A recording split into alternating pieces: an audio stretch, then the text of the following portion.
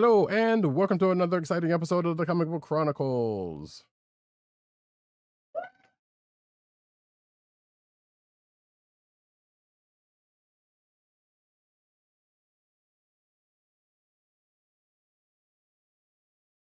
I am your host, Roddykat. You can find me at Roddykat on Twitter. You can find me at News Need on Twitter. You can find me at CBCaps on Instagram.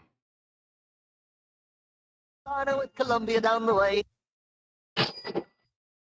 And the sound effects you've heard come from none other than what? Come from none other than our man, Agent_70 on Twitter, Instagram, and Threads. What's up, everybody? Co-hosting from the Borough of King. Sorry to be running late, but life is lifing, and things got to get done. But you know what my theme song tonight is?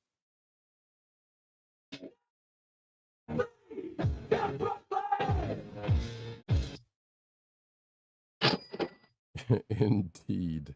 And you can find this here podcast on the Coastal Slither Podcast Network at CSPN.US. Do it today.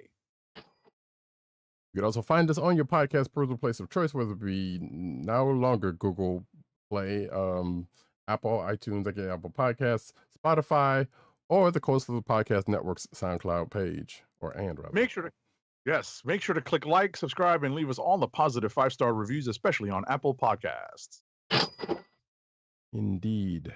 Yes, as said, we were coming a little bit hot and a little bit late, later than we normally do, but hey, sometimes things can't help it. So we're just gonna push right on into it, and I'll get to the other stuff later. In that, we're going to actually talk about that finale of X-Men 97, episode 10 / Extinction is Tolerance is Extinction Part 3. Oh, actually, hold on. I got something for that. Here we go. Or did I put it on there? Wow, I didn't put that on there, did I? Never mind. I do have it, but we'll pull that one for later. You just have to sing, you'll just have to hum it along with our, ourselves, our mouths making the music, like Bismarcky, rest in peace. So, what did you think of this episode? I was actually surprised. I don't want to say I was pleasantly surprised because I was kind of shocked they took the story in the direction they did. But I have to say, at the end of the day, I was surprised at the direction this episode took. Because it delved into a bunch of stories I did not expect them to touch upon or try to adapt. Agree with you there. And well, at least partially of that, because we have known this whole season was like, yeah, they're basically, and even in the original, but at least they took a little bit more time in the original series where, like, yeah, they are adapting and varying storylines from X-Men continuity, or the book continuity rather. Excuse me. And yeah, it didn't go a couple of places that I'd expected to, but also it set up something like, okay, I guess we're doing this. And then add in, as I told, as Agent 70 and I was talking before the show, kind of mixed in a little bit of Fall of the Mutants for good measure. Yeah, elements of multiple event storylines in the X-Men past, from the X-Men's past. That's definitely where we are. And I've said it before. It's always been one of my pet peeves / problems with this animated series and its predecessor in that, it comes from a time when I was a lot less comfortable with the adaptations. I was looking for more straight adaptations, which stuck to the canon stories in the comics as closely as possible, where, this is now coming on the heels of the MCU basically piecing together stories, in the same fashion, adapting multiple event storylines into one larger storyline, maybe like, combining a couple of things here and there to make something either better or at least, okay. Right. In this case, I think and this is my point, I think because of having lived through a decade plus of the MCU, I'm much more comfortable now seeing these stories adapted the way they're being adapted in X-Men 97. But it still hurts, to be honest, because some of these stories are so close to my heart. Like the Uncanny story in Fall of the Mutants, that's actually something I reread from time to time. Just those 3 issues and maybe like the issues right before, right, that lead into Fall of the Mutants and like the X-Men going to Dallas. So it's that's a really like a key time in my X-Men fandom. So I'll hand it off to Roddykat with that. Yeah. I don't know. I feel like we've talked about it during during this whole season, but yeah, I can't say I feel the exact same way because I'm more of an Avengers fan than an X-Men fan, but I did love it then. But I love the original series for what they did with the adaptations. So there's like we've talked about that in the past. That being said, for this finale, I guess I still fall on the fact that, boy, I really wish they had more episodes. I mean, that's going to be a thing because I feel like they could have taken a little bit more time with some things. Don't get me wrong; these last 3 episodes, did what they needed to do for this season, and set us up for the next season, of which we already knew there was going to be. But I guess I would have liked to have seen a couple of things kind of breathe like the old show used to do. But again, like I said, we don't have they don't have the same constraints, sadly, as they did. Actually, not even constraints, but they don't have the same resources that they did then, and that is up and including being on a network TV, which say what you will, while they could have do it, they're not because of X, Y, and Z. So, I don't know. There was so much good thing. There was some good things about this the finale, including a bunch of cameos, or not, some cameos that show up, which we were not going to spoil too many of them. One of them we might actually talk about in the course of the news, actually. So that's probably going to be a little bit of spoilery there. But the references that and as the finale ended, and we've seen people kind of talking on Twitter, if you're out there like that, certain things you kind of figured was the case, like there's references to Marvel versus Capcom that have been somewhat if you know type situations. Right, they're kind of they're references and Easter eggs. Right, and also one in particular for this finale, as brought up elsewhere, a reference to the X-Men trading cards / the Ohatmu in also another way in a certain section. I was like, all right, so they have done their homework and they have done things. So it's a lot of little things like that that could kind of make this good, but at the same time, after you allowed it to kind of come down, you still have to answer yourself some questions, like Agent 70 kind of brought up earlier, like, hey, where is X member of the team because everybody else was accounted for, even if it ended the way it did, and the world may or may not know what is what. Right. So it's a very interesting direction they're taking, at least the beginning of the next season of X-Men 97. Which basically leaves you wanting to come back and say, hey, what's with everything they've even set up, it's like, okay, what's going to happen?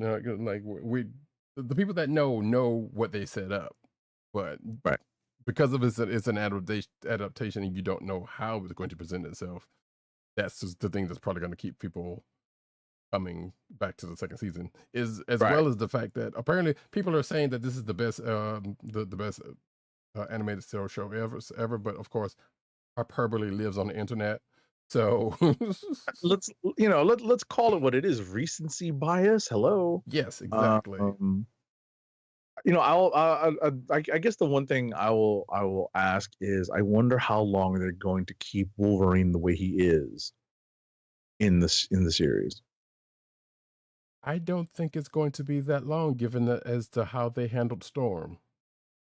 That's a good point. Yeah, because like, you know what, in the comics that lasted a good minute, but this it only lasted like a couple episodes, which say what you will No, about whatever the timing might be, you know, in the continuity, but still, so I don't it's think an it's going to be excellent that long. point. Yeah. I, you know what, I tend to agree with you, but I'm still mildly curious to see how long it takes them. I mean, it might take it like maybe the storm thing was a one-off, and they were like, no, we're gonna let that one sit for a little while longer than that. But like I said, it's it to me, given that little bit of information, I was like, I don't think they're gonna hold it long, especially if they're planning on doing, you know, whatever. We don't know what their episode count is going to be either for the next season yet, and so we don't know how long. It's something similar. It's not long. Right. It's not going to be longer than the previous than this current season. That would be my guess. It's not going to be longer. It's probably going to be equal. That's my guess. I would think, yeah, that's probably going to be the case. If they made it a couple of more extra episodes, I wouldn't be mad at it, honestly. It depends. Like I said, it depends on what we see what they're kicking off with going into the next thing, because that's going to be the tell. I would say that my gut reaction to that is it will be the same episode count, but they will be of varying lengths the way this season was. Yeah. Where where this last episode was it double sized? I think it was. It was definitely bigger than a normal 22 minutes. So yeah, you can basically say that. It might have been double sized. It's actually because it was like 43, 45 minutes, something like that. Yeah, something like that. So yeah, it's roughly double sized. Mm-hmm. So, you know, like I said, I have no reason to disagree with you about that, because that seems like what they're probably going to be going with, you know, more often than not, because that's why a lot of shows are doing now a lot of days, and not just on, you know, that streaming service. So, right, you know, for better or for worse, I guess. But any closing thoughts on the finale, or anything you want to bring up from the show that you liked, you know, or whatever? Just something that we brought up that I talked about in our pre-production meeting, that this is a production that is supposed to be of its time, and its depiction of some of the Marvel characters and the supporting characters and even the X-Men central characters are of a time, and it's just weird to see how the interconnected Marvel universe behaved, or at least was perceived to behave back then, where it might be a little different now. It just would be, probably very similar, but with different interactions and different dynamics. That's probably the big difference. Yeah. The way I put it is, there's only so many people that can deal with one particular world catastrophe, because the other teams or the other characters are dealing with another one. Right. And realistically, you can say that about, I think we probably have said that in the past about comics, because the question comes up and it's like, wait, these people are dealing with this whole big world shaking thing. Where are these other people? Yep. And sometimes you might get an explanation as to why they're not in the picture, and most times you don't. Right. Oh, right. It's kind of we used to get little editorial boxes in the bottom of a panel, like, oh, by the way, such and such, or it'll be written into the story, like, oh, such and such is off world right now. Right. Which is, in this case, was kind of the most we got for a couple of characters, but they were not. I can't say that. Well, one of them probably would have been able to handle the situation if they were at their current power set in the comics. But it is what it is on that. So, right. Yeah, I think there will probably be people, if there are people who haven't seen the finale yet at this point, which we are recording late on a Friday night going into Saturday morning, and surprisingly haven't gotten spoiled on anything, which actually I'm good to the internet, because there wasn't that much of that going on, except for a couple of images here and there that I've seen. Right. But then again, I wasn't on Twitter as much as I would normally be. Good on you. I hope you enjoy it, because I think it was a pretty good episode, despite.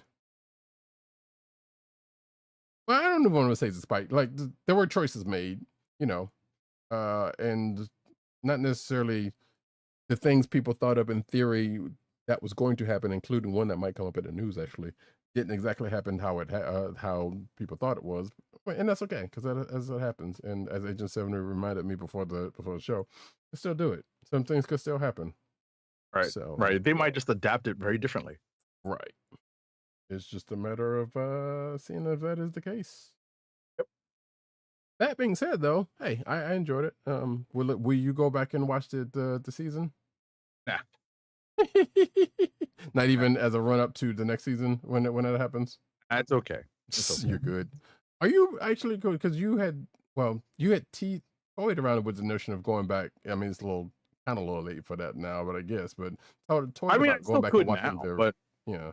Right, the original animated series past the point where I had stopped watching it. Right. I don't have that. I really don't have that urge. I really don't, because I generally understand how this stuff works. Right. It's more about knowing how they adapt it and how some of those adaptations might carry forward.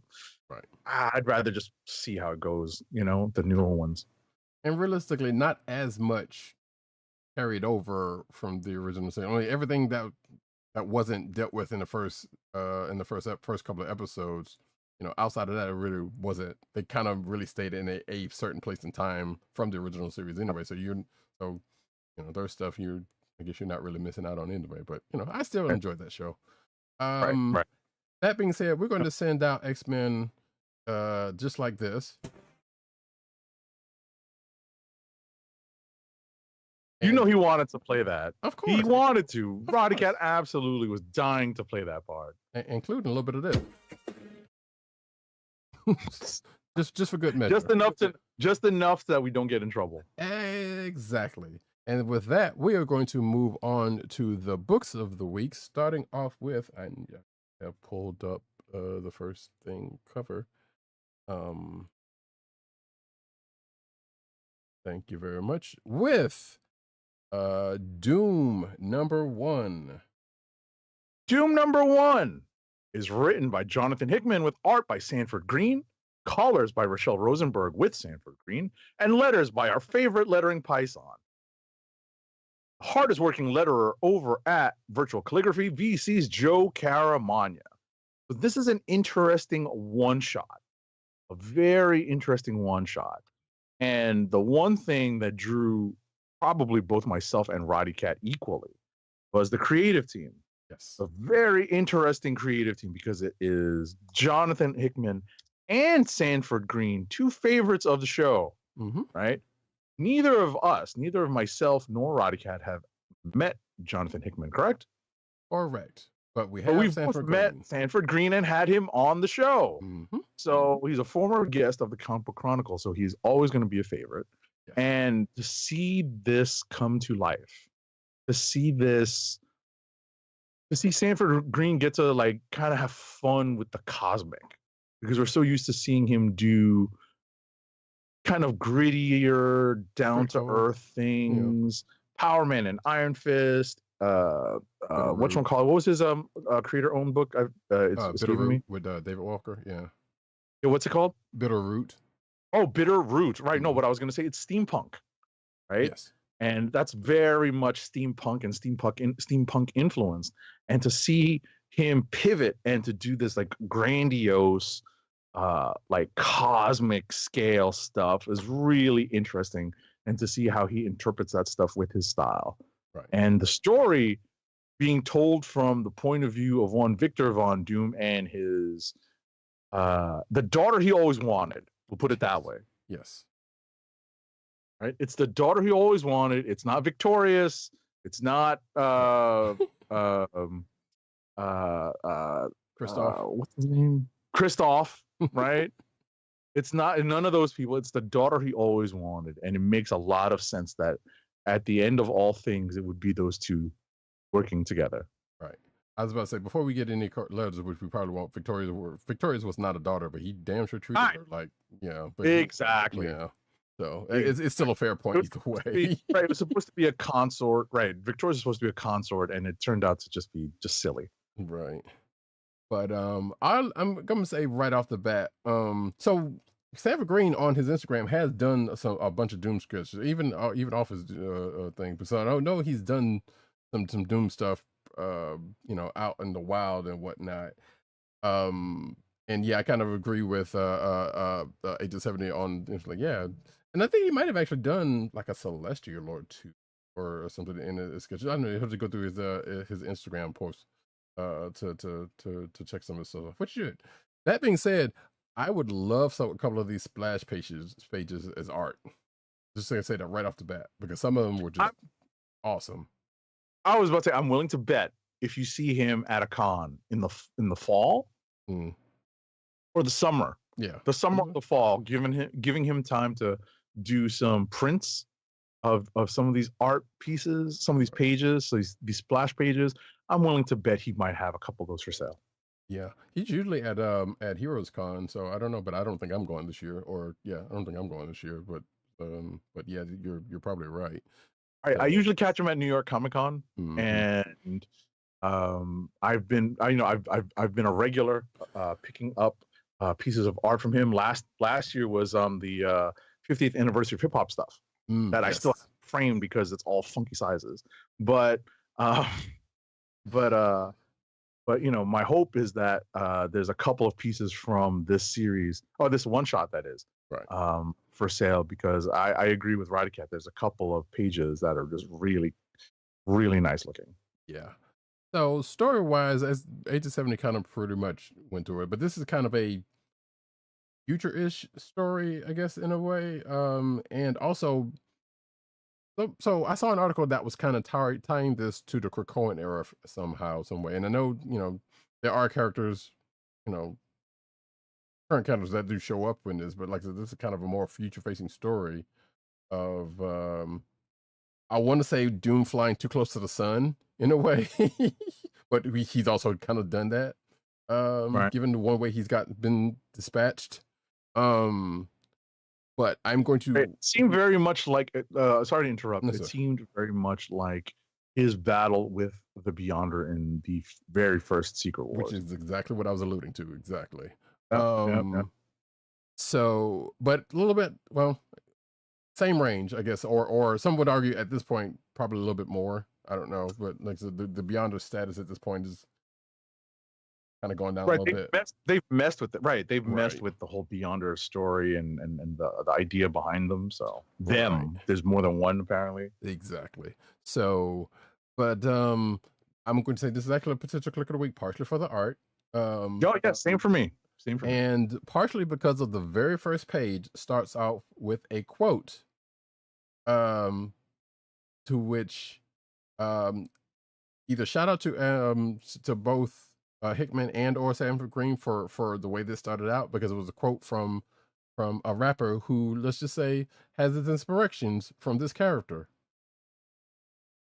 So that kind of hyped me up already. I think actually Hickman might also be a Doom fan, because I feel like I saw that on Twitter somewhere, but I can't remember. But I know Sanford Green is. So, that starting off that way and then just getting into the rest of it, and was pretty cool. And then what comes up in it, was pretty kind of cool. We got some references to folks. We even got a group of some folks that Doom has dealt with that was like from Secret Wars era that kind of pop up here. I was like, oh, you're doing some things here, Hickman, and I think I saw it's credited as Jonathan Hickman and Sanford Green on the story, right? Yeah, on art, script, and whatnot. And I know there is a couple of books that do that. So, I guess as with those books, possibly, the artist lended some notes on, like, hey, what if we do this for, the story type situation? We don't know. Right. Like, we'd have to ask one of them when we see them. Right. So I wanted to make a quick note. There's a 2-page splash page of Earth's heroes gathering. Yes, that's one of the ones I want. Diving into battle, right? And there are a couple of interesting characters that appear. One set of them being the Wrecking Crew. Oh, like, yeah, really? Because he did say, like, yeah, they gathered heroes and villains, but I wanted to see if the other one that I noted popped up to you. Monica Rambeau? No, she would be in something like that. Spider-Gwen? No. There's always a spider character around in situations like that. Isaac Christian's The Gargoyle. Oh God, I didn't even see that one. He's right under Blue Marvel and Sunfire. Oh, maybe I did see it and just overlooked it. Maybe Yeah. I probably didn't see it, but no, not that. Jocasta, Howard the Duck.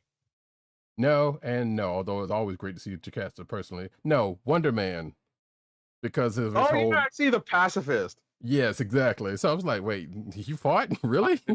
I see him. He's right by Squirrel Girl and Deathlock. Right.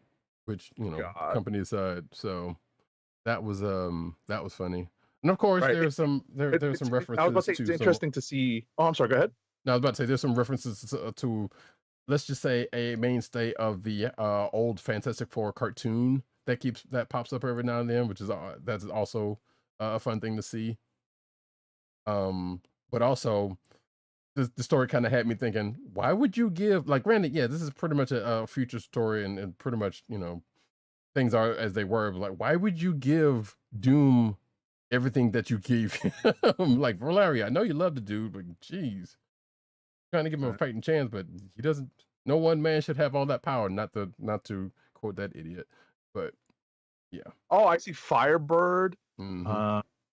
And Robbie Ray is Ghost Rider. I was like, Yep. whoa! It was a who's who up in that joint. Like I said, that's one of the pages or one of the 2 pages spreads that I would love to have. Yeah, Dragon Man. Mm-hmm. There's both Captains America Mm-hmm. and Sam. That's funny. Not you. What's that? Not you, not my and Sam. What is? It's Steve and Sam. No, you said it like both Captain Americas and Sam, as if like. Oh no, I said Steve and Sam. I know, yeah, but but that's what it sounded like at first. Yeah. Like, that's rude. It's such interesting, like anytime artists put together these group shots, you start, like you try to figure out what they're drawing reference from and what time period they're drawing their reference from. It looks like most of this stuff is current, right? Which I guess is probably where the Krakoan era thing might have popped in, because like I said, nothing about the story. Right. You have Xavier with the helmet on, Colossus with the beard. Right. Yeah. So, Stephen with the beard, Stephen Strange with the beard. So that is of a time. Yeah. Anyway. But yeah, like sorry to jump in on that, because when you mentioned, I was like, you know what, I gotta look at that more closely, because I was reading very quickly. Just to to get the story, and I didn't really have a chance to pour over the art the way I normally do. I will say there's one last one that friend of the show, Matt Wang, will definitely be appreciated of. Stingray made the fight. I did see that. Where did I see that? It was on that second the second. Yeah, I see it, top right. Jesus, right behind Thor, behind Thor and Captain Marvel. Actually, wait, I just noticed about it. Speedball's in there. Yeah. So right behind definitely of an era. Yeah. And Nighthawk, Kyle Richmond Nighthawk. Right. I don't actually know. I can't say Kyle Richmond Nighthawk. It could be whatchamacallit, one of the Kyle Richmonds. Oh, right. It could be the alternate Earth one. Yeah, it could be, I guess. But regardless, it's a Oh, I was about to say, I just noticed that the Wrecking Crew you were talking about. It's kind of a who's who of even the damn Taskmaster showed up. So, but if you get a chance to check those, not the MCU Taskmaster, the Tony Masters Taskmaster. And you thought I had sobered up. I'm kidding. So, shout out to Von Gloom, who pops up in pops up in the clan. So, in the chat, yes, it is a one shot. Yeah, it's a one shot. That's why he didn't want Kristoff for sure. No, he kind of did that for a while back, but especially with the implication that he's Reed Richards' half brother. Oh, right, I forgot that was a thing. Ooh, wait, what? Wasn't it? They were either trying to make like Doom was. It was at one point down. I think they were trying to make like Doom was Reed Richards' half brother at one point, but I don't think that's ever come up again. or was it Christoph? I kind of remember that. Right. So I remember that being a thing, but I was like, it's been a while, and they've dropped it, so I don't Right. think that's even that's even noted anymore. So, Right.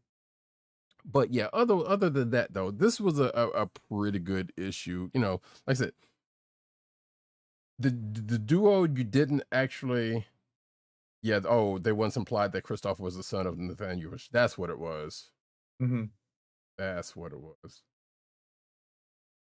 Yeah, okay. Yeah, I do kind of remember that. And it was like, it was, but I think they actually did that with Doom at some point in the last 15, 20 years or so. But it was like that was nothing that actually went off anywhere, or was actual a thing, which is probably going to bring me to something I'm going to say later on. But that being said, um, you know, this team that you never thought you would see together pulled off some pretty good stuff. Like we know, you know, separately they do some good work. And this might not me being hyperbolic, just like, no, we like Hickman around here, does some good stuff. Same with Green, you know, similar on art. Never thought we'd see them two together on a book, you know. Mm-hmm. And you know, for a one off of something that's probably, you know, not even, you know, it's a future thing, it's a futurist thing, and it probably doesn't mean anything in the grand scheme of things, but it's still a pretty good story that, you know, was well done, I think, for what it is. You got anything else to say in passing, sir? No. It is also one of my candidates for Click of the Week. You know, in a kind of light week, it's definitely a good candidate. Yeah. That being said, we're going to move over in some blood hunt business because, you know, we got to at least get to one. Do we have to? No, but you know what? One of the two books, well, you know, one of us was going to read one of the two books that touches upon it this week. So, Amazing Spider-Man Blood Hunt number 1 of 3. Alrighty. Amazing Spider-Man Blood Hunt number 1 of 3 is written by Justina Ireland with pencils by Marcelo Ferreira, inks by Roberto Poggi, colors by Rochelle Rosenberg, and letters by VC's Corey Petit. So we have Spidey's role in the Blood Hunt event starting to take more shape because the most recent issue of Spidey, was it 48 or 49? 49. 49, right? So it's leading, you know, like obviously they're not going to have this storyline intrude upon the big anniversary issue at number 50. So they split it off into this miniseries. And you know what? It's probably all for the best because I got, I think, 5 pages into it. I was like, I kind of don't care. You know, it involves Morbius, it involves the Daughters of the Dragon, and a bunch of generic vampires, and it was just not my cup of tea. I wasn't feeling it. Yes, I was in a hurry today. Yes, I was trying to bounce. I needed to go. You know, and I kind of skimmed it last night and then reread it today quickly just to see what I had missed and see if there's anything I was really going to get out of it, and it turns out there wasn't. So yeah, I mean that's my point of view. No, you're right. I'll hand it off to Roddykat for his. Yeah, it's Morbin time again, folks. Lord. So yeah, I still, just like I said with 49, I still think that 49 could have just been this issue. Mm-hmm. And then this them kept going on with it as opposed to just being, you know, what it was, but they were going to do what they were going to do with it. I guess somewhat similarly to Agent 700, like, yeah, there was not much to it, but this is an event book, and this is a tie into an event book, and a lot of times, more times than not, it's not going to be anything of significance. But, you know, just on the off chance that this will tie into the greater blood hunt thing, whatever that might end up being, here it is, it's out here. But realistically, most of the stuff that comes across in this story goes back to a previous volume of Spider-Man in the form of, as Agent 70 said, you know, Misty Knight, the Daughters of the Dragon, you know, Morbius, Um, spoiler alert: Beyond Core, pops back. Oh yeah, that's right. Beyond, there's an pops back in element as a of reference. Beyond storyline. Yeah, that pops Right, up. and that whole thing that happened around that time or during that time. So it's kind of most of that, but with a Blood Hunt spin going into something else. I was about to say, and we think Zeb Wells is bad. Well, to be fair, he is. But God. But let's look. Justine Ireland is pretty much going off of what has been set by Jeb Wells. So Jeb, which Zeb Wells and Nick Spencer. Yeah, and exactly. Actually, I just recently found out that Zeb Wells did a run of X-Men. Yep. Back in the day, and I did not know that. I'm like, I'm slightly curious. Yep. But not so curious enough to he's not a stranger to us. It's just, I think my attitude towards his writing right now is based off of the direction he's taking the story. Right, everything that he's come across. Not so anything that he's that any of his any like writing, anything to do with his writing style or storytelling style. No, it's really the direction he's taking, and I'm not a fan. Well, I mean, so which does have to do with his writing style. Not necessarily, but I know what you mean. Yeah. So, but yeah, like I said, there's not much else to talk about. It's a Blood Hunt tie-in. You got Spidey teaming up with Misty Knight and someone else that is with because of the other people that we talked about being the other half of Daughters of the Dragon and Morbius, who also has I guess a backup story, or in a way, or so I don't know if you would call that a backup story or a a mid-credit or an after-credit type situation, even though it is a kind of a full-fledged part of the story and not like a page or two. So, but it's still in service of furthering this Blood Hunt tie-in, of which may or may not go anywhere. That's pretty much the gist of it. And so with that, we can move on to the next book, which is I forgot to pull. There was some pretty good variant covers of that Doom book also that I forgot to show, but maybe Ultimate X-Men #3, the next book. Ultimate X-Men #3 is written and has art by Peach Momoko. The script has been adapted by Zach Davison, and letters are by VC's Travis Lanham. I'm going to be very honest. I really don't remember what happened in this book. I do know that a couple of characters have developed. Right. The version of this ultimate version of Storm has now developed certain identifying characteristics that are more easily recognizable for longtime X-Men fans. Wait, what? And white hair. No, but that's not Storm. I mean, her name is similar, but right. But if you look in the art, it's implied that that's this version of Storm. That it's going to be a version of Storm. When there's also one running around in Ultimate Black Panther. But yeah, okay, I got you. No, I mean the way I see it, if you take a look in the art, it's a Storm, and it has, I don't know if that's supposed to be the depiction of the Storm character that's in Black Panther. Right.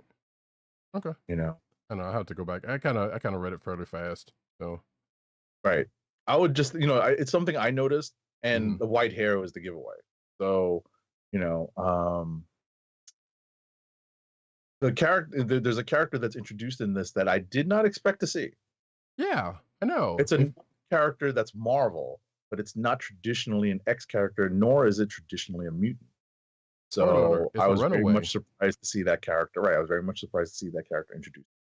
Right. I am, but I'm kind of not giving where this is set and the I guess the characters that are using for it. But I agree with you because I would still have not expected the character to show up here at all. But it like I said, once you get to the context of like, well, where they are and the lineage of that character and these characters, and I guess we still don't know what fully they're okay, interesting. Um, but and what they're still continuing to set up with this book, which is still a in its own world, even in the Ultimate Universe, you know, to what end, I guess. We'll see what goes on with it. Let's see. Von Gloom says May was inspired by Ultimate Storm. She also appeared. Excuse me. She appeared on a Sidekick variant cover, and Peach just took her back and added her to Ultimate X-Men. Ah, there you go. So okay, interesting. Which I guess that accounts for the name or what her superhero name is going to be, of which is already out there. So I guess that makes some sense. But okay, interesting.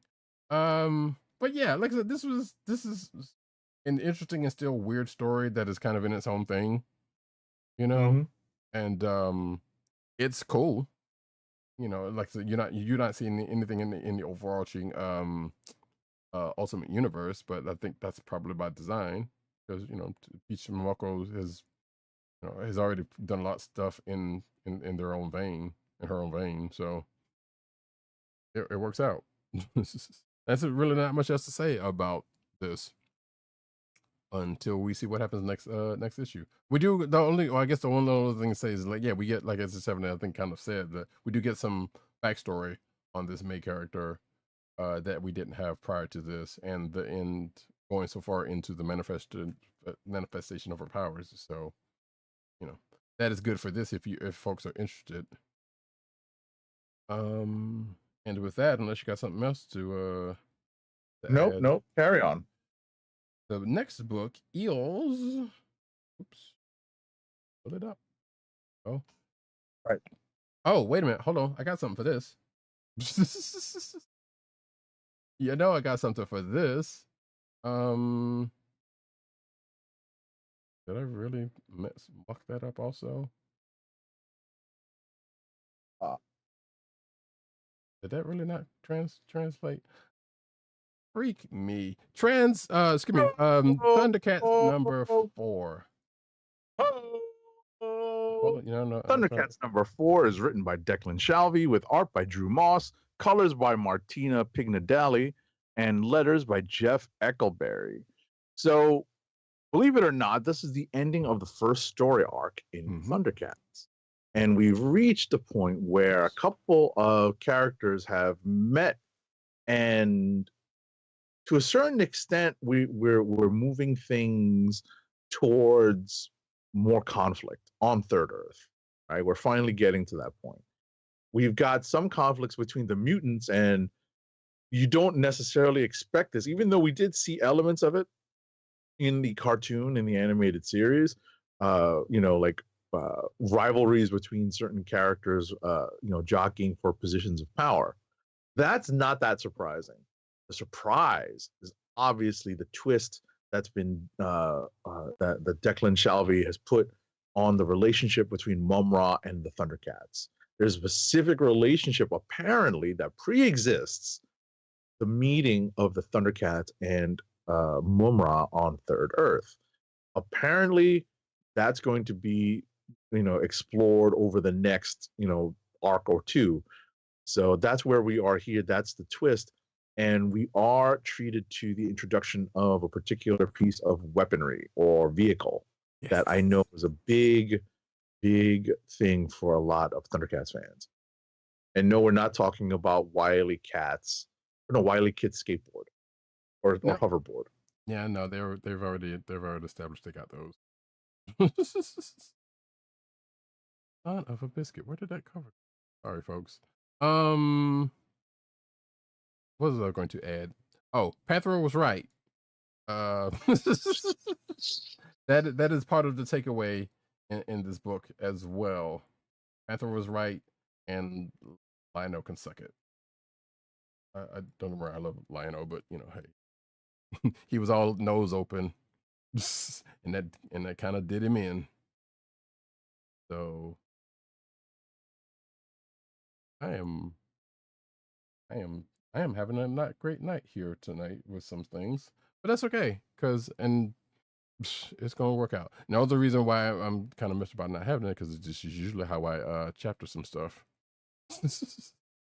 So all I'm going to see right now is a big ass Ultimate X-Men thing. So that's going to be great when I go to edit this later.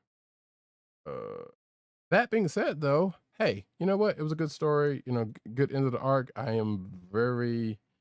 I'm still interested in the book. As I told Agent 70 previously, yeah, that I'm probably going to pick up a physical copy of the cats.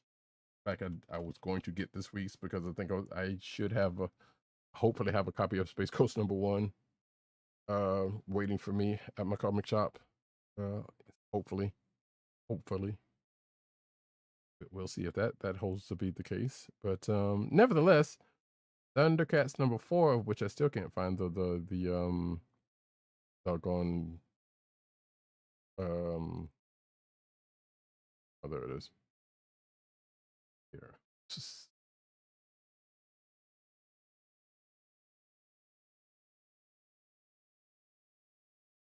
And I'm gonna have to edit all this mess.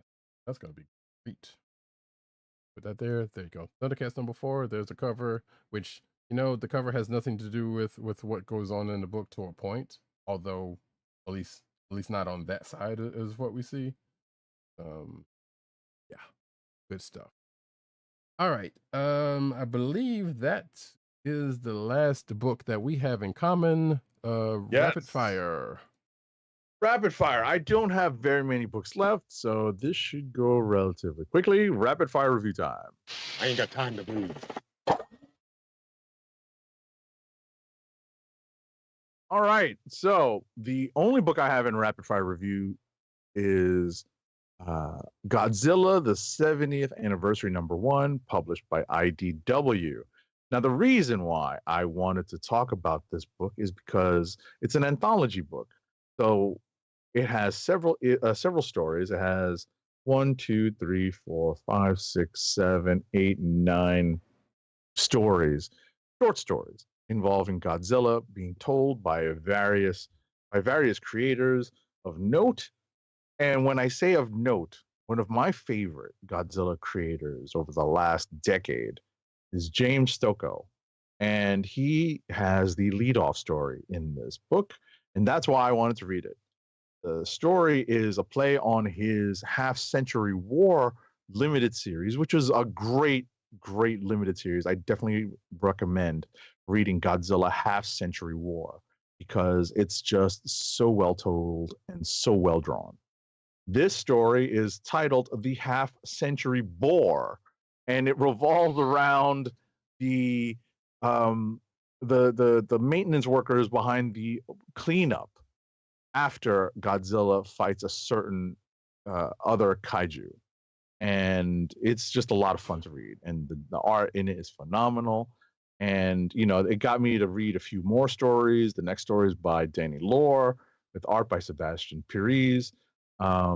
The story after that is written and drawn by Matt Frank. And there are a few other recognizable names in this, but those are the first three, and those are the most recognizable.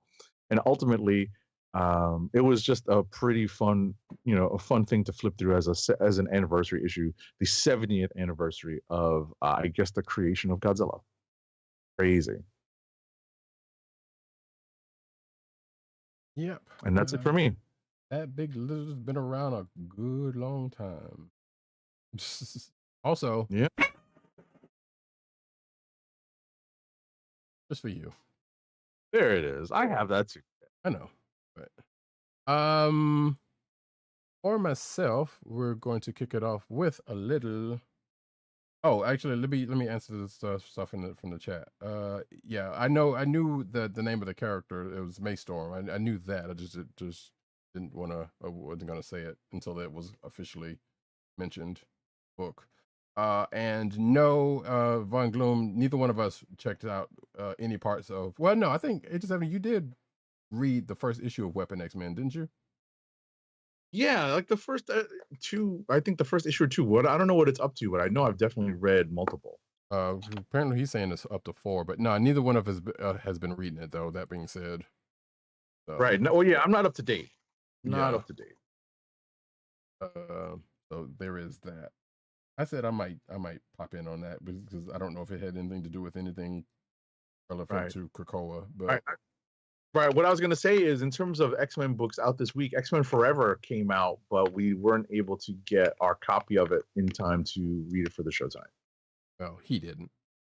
Uh, Wait, I thought you did. Oh, well, no, that's right. Because I know, remember you said you didn't see it, but I thought you I did. got Actually, I got caught up. I just didn't get to read the current one for this week. Okay, well, we'll get to that in a minute, and I won't spoil it. But all right, here we go with my stuff. Now that we're slightly back on track, sorta.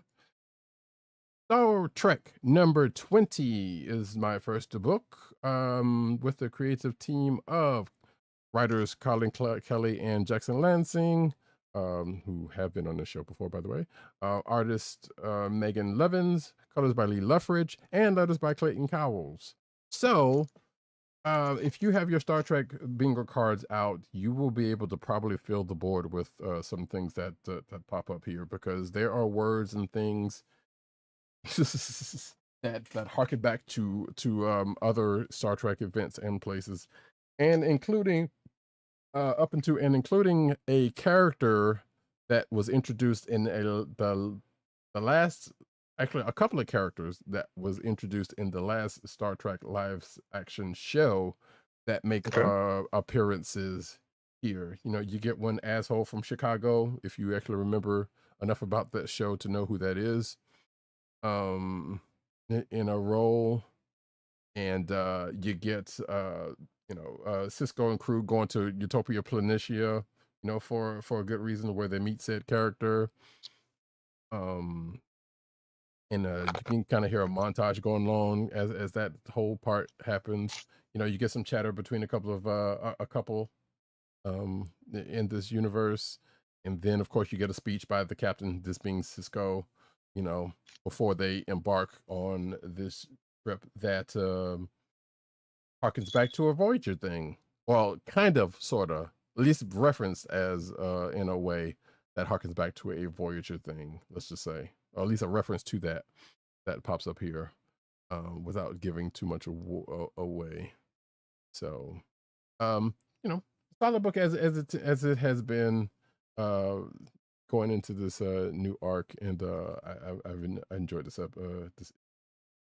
Next up, we go to the other Star corner, which that being Star Wars Mace Windu. No, one. I see I'm did it again. Mace Windu number 4 of 4, written by Mark Bernardin, pencils by Georges Jonty, inks by Dexter Vines, colors by Andrew Dahlhaus, and letters by VC's Joe Caramagna.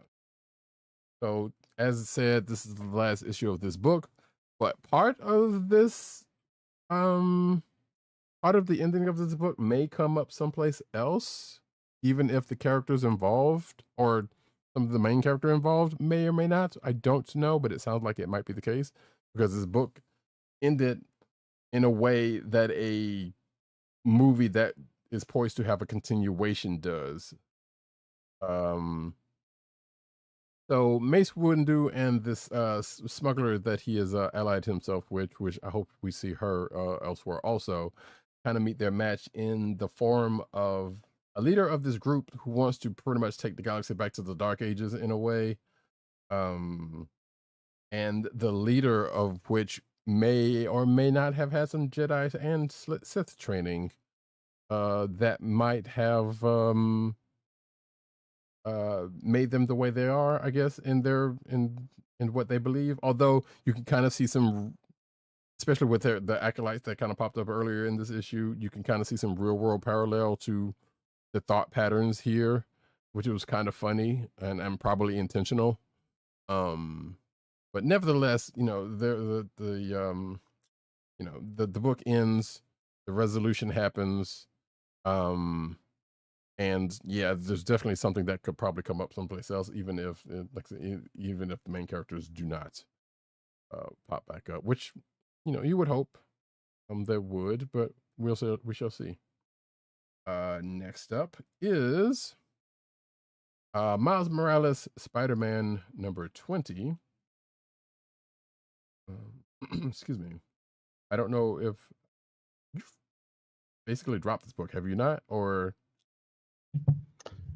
What's the book? Miles Morales, Spider-Man.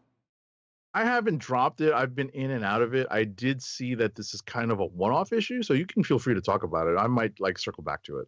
I know I didn't really care about the most recent story, and I'm not a fan of Ziegler's writing, but you know, these new characters that they're introducing are kind of whack. But you know, well, go ahead. So this is it's not necessarily an epilogue, but this is pretty much the wind down after the events of all that stuff. We see Miles and crew going to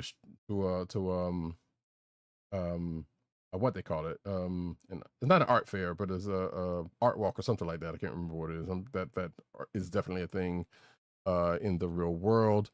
Shift apparently has been introduced to the family and fits right on in, so we get a little bit of that at the beginning, and you know, the brothers and the little sister are on this art walk with Miles's other friends, including, well, with at least one of Miles's other friends in the form of Ganki, and one Kamala Khan, who happens to be in here prominently, you know. And of course, you know, as they are going about their day, things happen, as tend to happen in a Spider-Man book.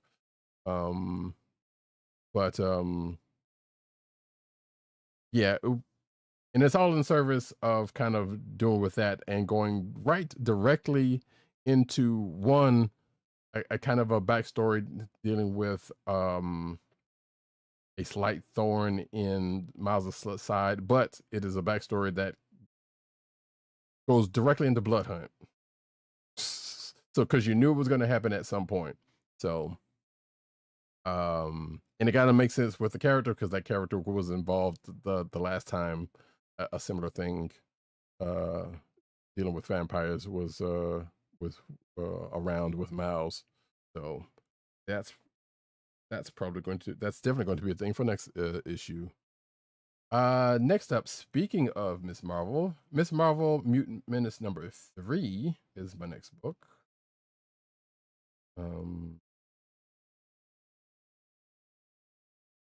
I could just say anything right now. Because at the end of the day, I did skim this book, but you know, I know what happened.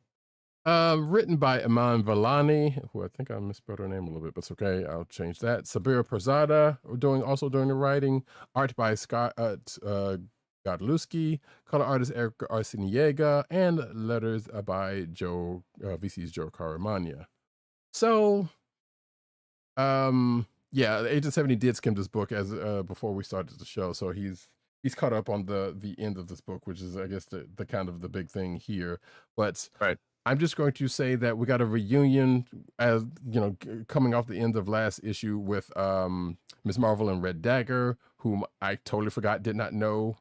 I had totally forgotten about the fact that, oh, right, he probably found out that Kamala had died and did not know she was back. So this sets up a kind of a reunion for them. And also, I feel like between either Iman Vellani or Sabira Prasada, I'm not going to presume which one did what, but there's some fan fiction that feels like was written that pretty much was brought to bear in this book, in this issue, in the form of what happens. And I feel like I know where it came from, but I don't want to presume. So we're just going to let it say that, hey, one of those two pretty much wrote some fan fiction into this book. So, because that's kind of how it reads. But the rest of the book kind of goes into, it's like, yeah, Kamala and Red Dagger kind of deal with some reanimated folks that she is now aligned with. Now going into the next issue and also dealing with her, I'm just going to call them muscle spasms, that she's been having this whole series that seems like was going to get taken care of by the folks who come in at the end of this, whom we haven't seen in quite some time. And we'll leave it at that. And if you know anything about Kamala's makeup, you might even remember who or what might be involved with that. Right. All I have to say is this: woof. Yes. And yeah, my next book is X-Men Forever #4, which I know Agent 70 did not read, but I'm sure he will catch up to, so I won't spoil too much of it.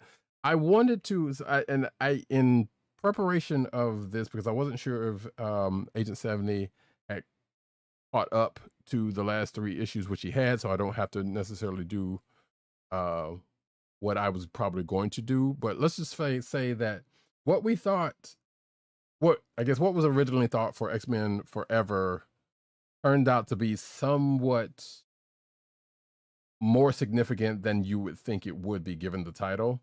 I'll just say that much, because there is some stuff that during this run that popped up that definitely got explored in other places, and in 1 or 2 places in particular, giving a couple of characters.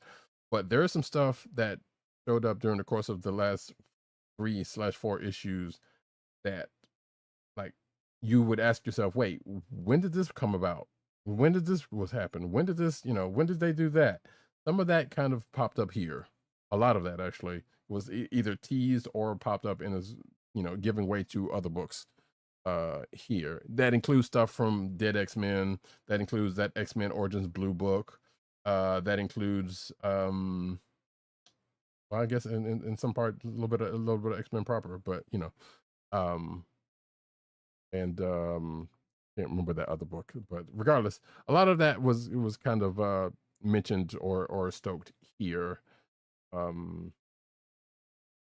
So that being said, going into this next book, which is issue 4, written by Kieran Gillen, art by Luca Maresca, color artist Federico Blee, which that's a typo, and letters by VC's Clayton Cowles.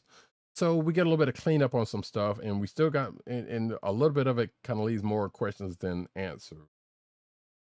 We basically catch up with, well, there's a family thing that there's going to be addressed in the 700th issue, but some of that also came up here, including a justification for something, which as I told Agent 70, I wasn't too thrilled about, but I guess they were going to do something about anyway. For a character that I know Agent 70 doesn't care that much for anyway, so I guess it doesn't really matter to him. And then we get some time shenanigans with a couple of characters, one of which is on the cover of the book if you're watching the video version, and a resolution to something, to, I guess, that character's arc in a way. And we also get to catch up with the people that are stuck in the white hot room, because they definitely are stuck seemingly for the foreseeable future, which means they'll probably be forgotten about if the Krakoan era ends and they don't tie that up, which this could very well be them tying that up, I think. Right. Then we will probably never see those folks again. So, which is probably just they did. Well, technically no, but to the world at large, yes, you might as well be. But somebody could address that. So, and you would have to read this issue to know what I'm talking about. We do find out where one Omega powered character got off to, or where they are now, which, reading the end of last book, I was like, oh, I've totally forgot that they were still around. So that was kind of funny to see them pop up in a way. But yeah, that's X-Men Forever, #4. Like I said, or 404, you might as well go ahead and say, because there's not going to be another one of these. I was kind of surprised that there was enough significant adjacent stuff in this series, and going into what's setting up some After the Ashes stuff. um, in a way that you would think there would be in this thing. So that was funny and interesting. So I'm glad I got caught up with that. Which, like Agent 70, I caught up with the last. I think I read the last couple of books like in succession before reading this one. So it was like, okay, it's all there now for whatever odd reason. Last book for myself is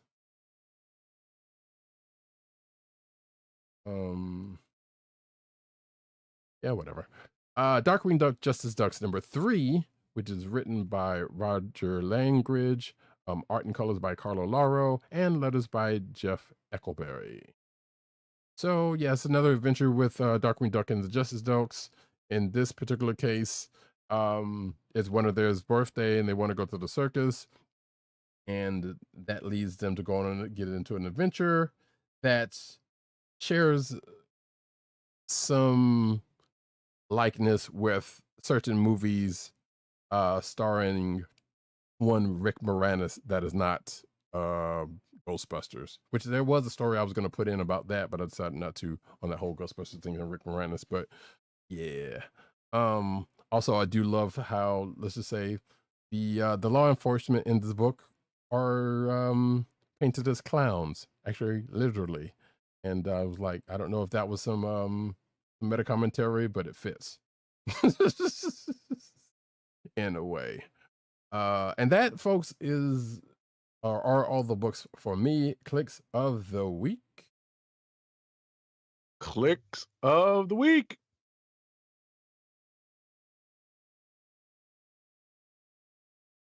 Yeah, my choice is pretty easy. Yeah, I mean, I'm with you on that one, but I still got at least a couple of candidates outside of that one. Yeah, I really don't have any candidates. I mean, I can't give it to Godzilla for one short story in the anthology book. That's your choice. I'm going to go with Doom #1. Kind of figured. It's a strong book for this week of, some would argue, light. Well, I mean, it's a light week book wise, but you know, quality wise, I guess some would say also. So that is there's another Alfred Green. Actually, I'm surprised you didn't read that Gun Honey book, but I know we didn't have a copy of it. Yeah, I was about to say I didn't ask for it because I hadn't gone all the way through the releases for this week. I know that that Gun Honey book was out, right? Because I saw there was a signing, believe it or not, at Midtown Comics Grand Central this week. So okay. Interesting. Yeah, I think it's the writer. Oh, okay.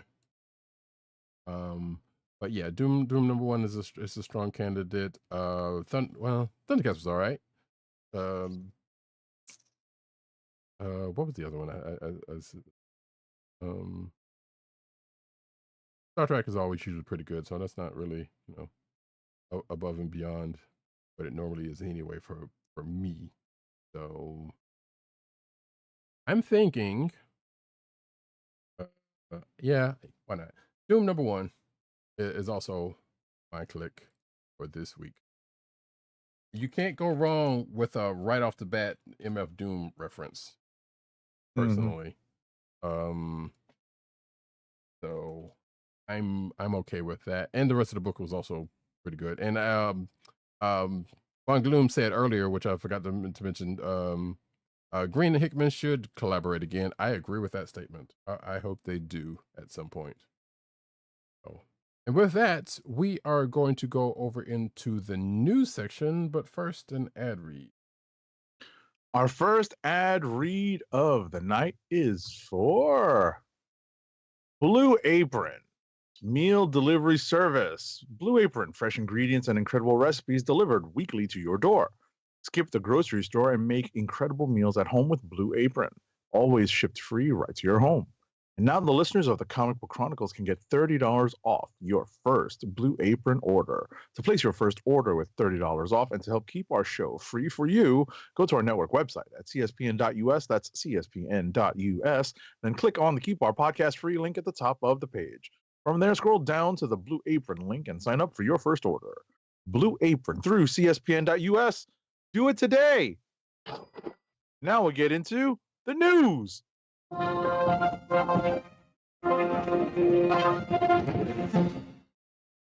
And we get in. Oops. Go ahead. Get into cinematic news as we tend to do about this time. Batman Cape creator first look reveals Asian American Harley Quinn and, quote, really weird Dark Knight, according to this article. So I guess there was it wasn't a trailer. Man, Gordon looks like Ernie Hudson. That's interesting. But yeah, we got a first look and supposedly like 40s inspired, and at least from some of the stuff that I've seen out and about there. And also, slightly harken back to Batman's animated series, which you can't go wrong with that. Let's see. But yeah, we got some photos here. There's Commissioner Gordon. There's the Harley Quinn. There's post Harley. There's original recipe Harley Quinn, aka before she puts on the makeup. There's Bruce Wayne, and I'm going to guess that's Selena Kyle. And of course, Catwoman. And I don't know who this last picture is. Is that Clayface? Looks like? Yeah, I guess so. And all retro treated versions of those according to this article. If you're watching the video version, you can see the pictures that I mentioned. And according to this article, it says that Batman Cape Crusader is going to premiere on Thursday, August 1st on Prime Video, of course. Next up. Alrighty. Yeah, I wanted to take a look at some of these images because I was like, wait, what? Who? Yeah, they look actually pretty good, though. Yeah. Nice. Stylistic choices. Yeah, I mean, it's not that different, True. It's just a non-blonde Harleen Quinzel, Right. X-Men 97 seems to be setting up the villain that killed the Avengers and Fantastic Four. This is something we talked about earlier, where there may be after effects of what happens in the last episode that carry forward and possibly create Onslaught. Right. Which I may have mentioned when we talked about X-Men 77, we got shades of. I mean, that might have been before the show, but we definitely got shades.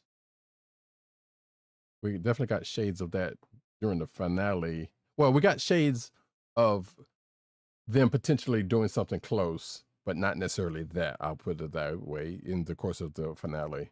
But as Agent 70 told me, it's like, yeah, they could revisit. Oh, he just said, they could revisit that. And this article was done before, this was like after the last episode and before this one. So I think there was a little bit of speculation going on with this one that didn't quite bear out.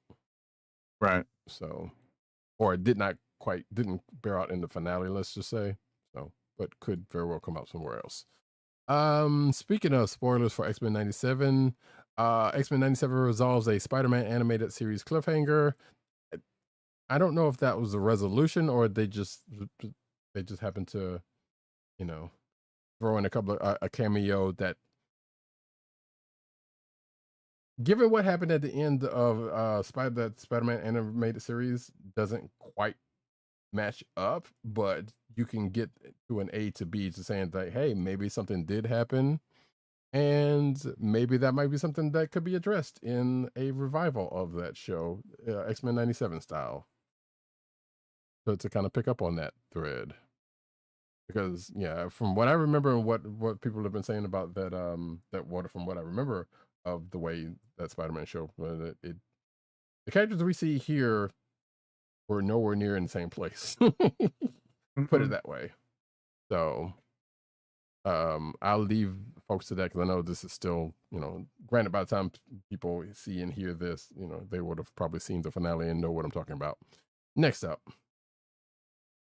All right, apparently we had to. The X-Men 97 ex-showrunner talks about throwing shade at Fox's costumes. So is this the bit about black leather? Yes. I remember seeing this tweet about this. Yeah. So ex-showrunner Bo DeMayo discussed this bit about the black leather. So in a post on X, formerly Twitter, DeMayo professed in regard to the topic, okay, I love the Singer movies, but we had to.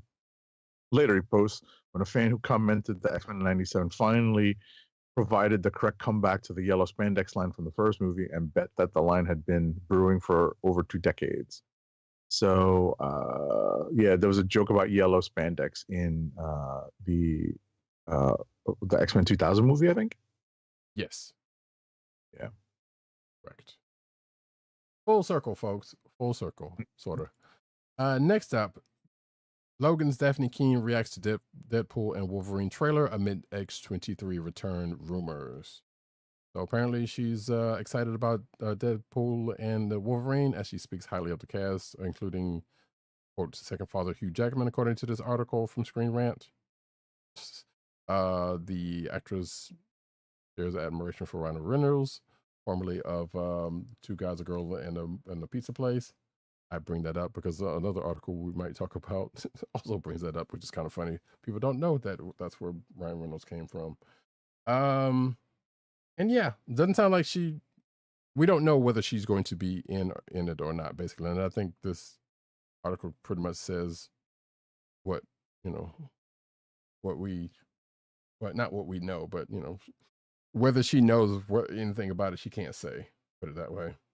Because, I guess Fox / Marvel ciphers, because they're one and the same now.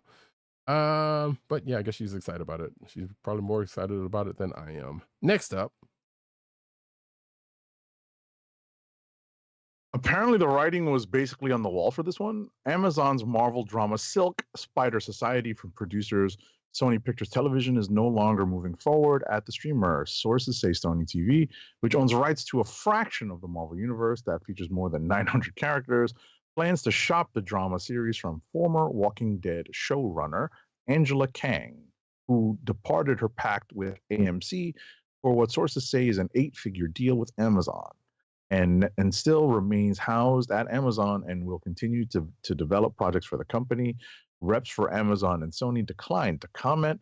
The decision to scrap Silk comes just 2 days after Amazon, during its first in-person pitch to ad buyers, announced a Sony-produced Marvel series noir starring Nicolas Cage. I'm glad you said that because I was going to bring that up as in addition to that story. So yeah, that's also a thing that's going on. Yeah, so I think you may have said it, but I don't remember you saying it. But yeah, they could shop the show elsewhere. Right. Elsewhere. So yeah. Right, that's the whole point. Right. It's dead. It's dead at Amazon, but they can shop it. They plan to shop the drama series. Yeah, and that Spider-Man noir thing, which was basically rumor up until now, apparently is actually a thing. Marvel teases Disney. Oh, wait a second. Hold on. Wait. I have one thing to say before we move on. Okay. Agreed. Marvel teases Disney Plus release dates for It Was Agatha, all up, boom, boom, boom, boom, boom, which is the new title. I saw it, right. I heard this announcement, and all of a sudden the tune popped into my head. Of course. But also Daredevil, Born Again, and Ironheart also got trailers at what's known as the Disney Upfront presentation, I guess. There is another article in the show notes in the clickbait section that kind of goes through everything from that Upfront, but most of it has nothing to do with the purview here. So if you want to check that out, go for it. But yeah, Agatha All Alone, which is again the title, the new title of the show, is going to be streaming on September 18th. 2 episodes will be available at launch, with episodes coming available weekly thereafter. Also, Daredevil Born Again is set to premiere March 2025, and also the long languishing Ironheart is also expected to premiere in sometime in 2025, but there was no date for that. Matter of fact, I'll just go ahead and just get rid of this next story, which is adjacent to that, and saying that Ironheart is confirmed for 2025, as I said, and there's a trailer that was shown at the Upfront that shows Riri taking parts in order to be her new suits, and so yeah, I guess we know what we're kind of getting into, what she's going to be getting into when her series happens. All right, next up. Right. So you took that Ironheart story. Yeah. So Disney resurrects Marvel Television branding for future MCU TV shows released on streaming. So, so during the upfront presentation, it has been confirmed that Marvel Television has been resurrected, but with some pretty major changes. So this was so Marvel Television existed back when they were making things like Agents of Shield, Netflix's Defenders, Slate, and even Cloak and Dagger, The Runaways, and MODOK. I'm blocked. Okay. I have it's asking me to log in to read it. Oh, that's weird. Mhm. Well, basically, I can because I got it up right here. I can go ahead and finish it up. Basically, they're just bringing the branding back up for this new show and get us everything after that, including the aforementioned Agatha shows and whatnot. But I guess starting with starting with Daredevil. Ironheart, right? Yeah. So that's pretty much the crux of it. All right. So, I didn't know that article made you sign into anything. That's weird. Next up, so here's a report. Hawkeye season 2 is reportedly getting a season 2 and might have a rumored plot and villain detail. And it sounds like they are continuing down the Matt Fraction run with the inclusion of Clint's brother Barney. And it says here, according to this article, the season will be inspired by The Raid, with Kate and Clint stuck in one location. That's big shoes. I'm going to go ahead and say that right now because The Raid is a great ass movie. Mm-hmm. So, and I can't imagine how they're going to. Well, I guess they can do most of that on that budget, but like I said, lofty shoes to fill with The Raid. That's all I'm saying. Yep. So, but yeah, if that is what comes about, then that sounds pretty good to me, I guess. Next up, Marvel Studios is filling out the cast for the upcoming Fantastic Four MCU reboot with Russian doll and poker face and American Pie star Natasha Lyonne as the latest actor to tag in for the movie that is currently filming.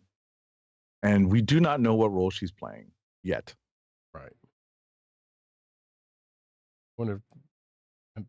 I feel there might be an Alicia thing going on here, but I can't say that for certain. Yeah, we don't know. This article goes in a different direction, but we don't know. Right. Yeah, I can't see the direction they're going. They're going in with it, but I mean, yeah, I don't know. I think she was also. Well, wait, what was that? Knives Out. That last Knives Out movie she was also in, that's funny that they neglected to mention that. But I only know her recently from commercials I keep seeing with her in them for Old Navy. So none of that is as much to me about that. But I'm going to take these next two. Sigourney Weaver in talks to join Star Wars movie The Mandalorian Grogu.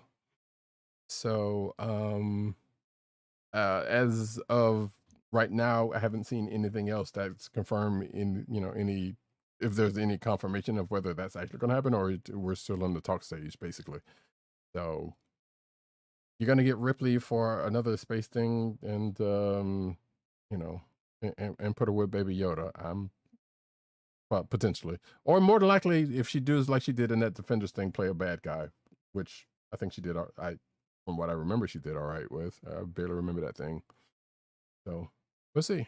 And the next one has nothing to do with that, but Russell T Davies explains how his quote accidental criticism of Loki led to the Marvel show's director writing a Doctor Who episode. So basically, Russell T Davies kind of supposedly put his foot in his mouth about some representation in Loki, kind of wrote it off, but then he's basically saying like, "Oh yeah,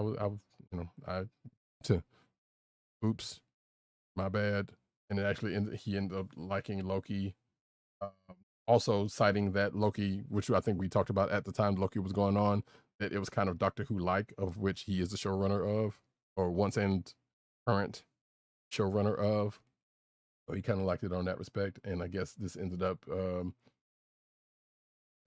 with the writer of Loki and him having a relationship on Doctor Who because of him liking the way Loki turned out, even though he put his foot in his mouth when he first watched it. So, and I don't. The accidental part is in quotes, and I don't feel like in this situation it's probably not an accident. But that's just me editorializing. Next up, The Boys has been picked up for a 5th season at Amazon Prime Video. Season 4 of the raunchy superhero show will debut June 13th. The Boys Season 4 will launch with its first 3 of 8 total episodes, rolling out the remaining installments on a weekly basis. The finale is going to come out on July 18th. So, yeah, we've got Season 4 coming up very soon, within the next month. But we now know that The Boys has been picked up for an upcoming 5th season to go into production more likely sooner than later. sure. Good news for folks that are in the New York area. Excuse me. Paramount Plus movie nights offer free screenings across NYC this summer, and there's a schedule that starts off June 10th, going through August 12th. It's going to be at Paramount Plus is returning as an official sponsor of Bryant Park Movie Night, so I'm assuming that's where this. It's right near my office. Well, there you go. You can partake of this if you so choose to. It says here that on Mondays the lawn will be open for moviegoers at 5 p.m. and the film will start at 8 p.m. The lineup has not been announced yet, though, so you're not right. Oh wait, actually, hold on. I take that back. It actually has. It has, and there's some additional locations. Yes. I kind of like the idea of going out to Coney Island to see Mission Impossible: Dead Reckoning because I haven't watched that yet. Did I watch that one? I think I did. And also everything everywhere at once is going to be played. I mean, that I've seen already, but yeah, that would be cool to see outside. Right. So here's some of the stuff. I'm not going to go through with this. Oh, and they're showing the Warriors on August 8th in Coney Island. How cool. That in itself is funny for that's pretty cool for a whole different reason. And makes total sense. They're going to show School of Rock on July 10th in Prospect Park. Oh, that's pretty cool. Yeah, that Bob Marley movie they're going to show, and that Teenage Mutant Ninja Turtles one. School Days. That's I hadn't seen in a minute. Yeah. In Fort Greene Park, obviously, it's going to be closer to where Spike Lee's joints are usually set. Yep. Raiders of the Lost Art at Prospect Park. Yeah. But I almost said Rock Creek Park, but that's not. We don't go there. That's. Now I want to look up what they're showing at Bryant Park. Let's see here. So Bryant Park, what are they showing? They seem to. I guess from all. Oh no, it's all to be announced. They have the date set up. They're all to be announced. Right, but these ones we've mentioned are from other parks, and that all of these are themed. If it's not apparent, because the Coney Island stuff, or there's a theme there. I'm not sure what the theme there is actually for the Coney Island. Well, other than the Warriors, right.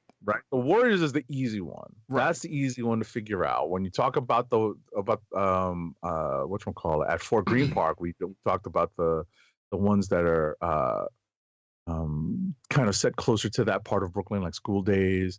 But Past Lives. Listen, Past Lives is about is a lot of it's in Korean with subtitles. So right. Well, I say theme because some of these look like they're themed because like you have like Baccarin Park, you have Zoolander. At least have a connection, right? Some of them at least have a connection. Yeah. Zoolander and Empire Records, you can see the connection there. But I'm a cheerleader. I don't know anything about that one, so I don't know the connection there. Right. Raiders of the Lost Ark and Lara Croft Tomb Raider, you can see the connection there, but School of Rock, not so much. So, and then we talked about everything else. But nevertheless, hey, you know what? Slater movies for folks in New York. As long as it's not raining and it's not too disgustingly humid outside. Right. Some of these seem like fun to, kind of go out and watch. Like some of them that you don't own already on like DVD or whatever. Right. Or like I don't outside. Like you said. It's still fun to go outside. And I will re-mention this. It's free, apparently. So I expect ads. I expect ads before and during the show because it is Paramount Plus after all. And it is free, so that's just right. Usually they have anything they give away is usually an advertisement for something. Of course, like, you get free this because they're sponsoring it or something. Right. So yeah, agent said if you partake of this, you'll let us know. I'm sure. Next up, I'll take it. You can now watch Reading Rainbow and old PBS shows for free. Courtesy of Roku's new free ad-supported streaming fast channel PBS Retro. The bad news, some of your favorite shows may be missing from the lineup, at least for now. That's the way it always is. Yep. But that's cool. You can catch like old episodes of Mr. Rogers. That's awesome. Right, exactly. Like that Reading Rainbow right there is going to get some people in the door, especially with that Reading Rainbow documentary that's about to come out on Netflix in the next week or two. That I know people are looking forward to. Yeah, it's all there. Well, not all there, but those are there. That's the point. Yep. Craig of the Creek teases final episodes with new promo. I love Craig of the Creek. I need to catch up with the last couple of seasons. But yeah, Craig of the Creek was a good show. It's ending in the 5th season, and apparently, yeah, we got some teasers here of what's going on. And oh yeah, I forgot that Jessica's Big World spinoff was also a thing that I think is probably already out. But if you haven't watched Craig of the Creek and you are a fan of well, you had to look at Craig of the Creek and the name as it implies.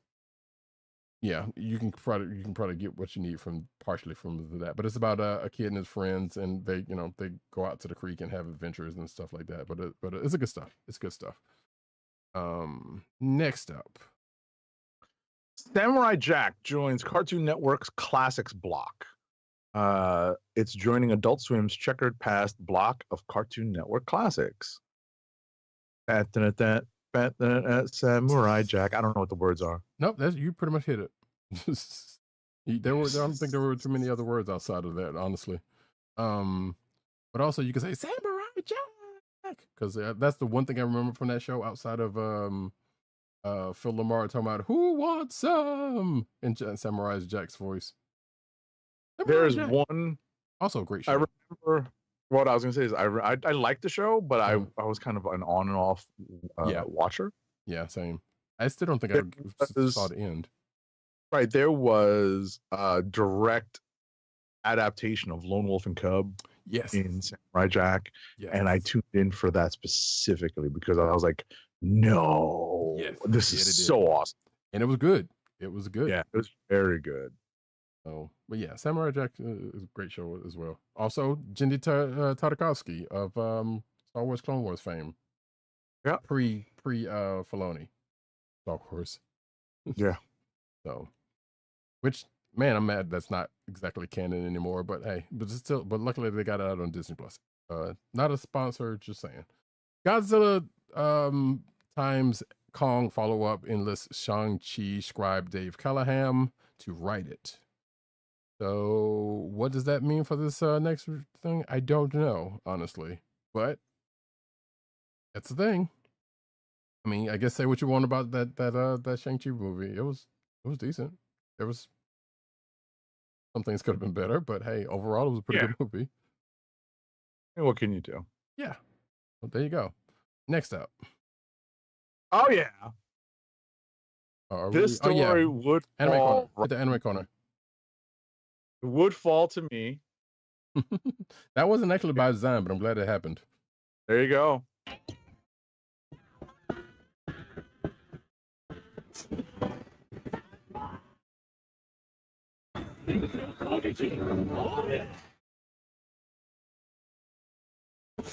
Is it an excuse to play all of my Haikyuu sound effects? Yes, there's one more.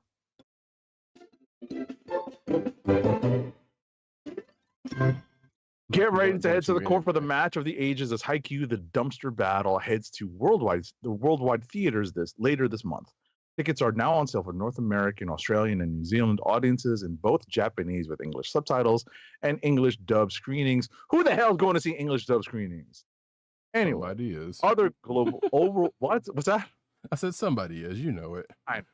Other global theatrical tickets will go on sale soon, so stay tuned for future updates. I have my tickets.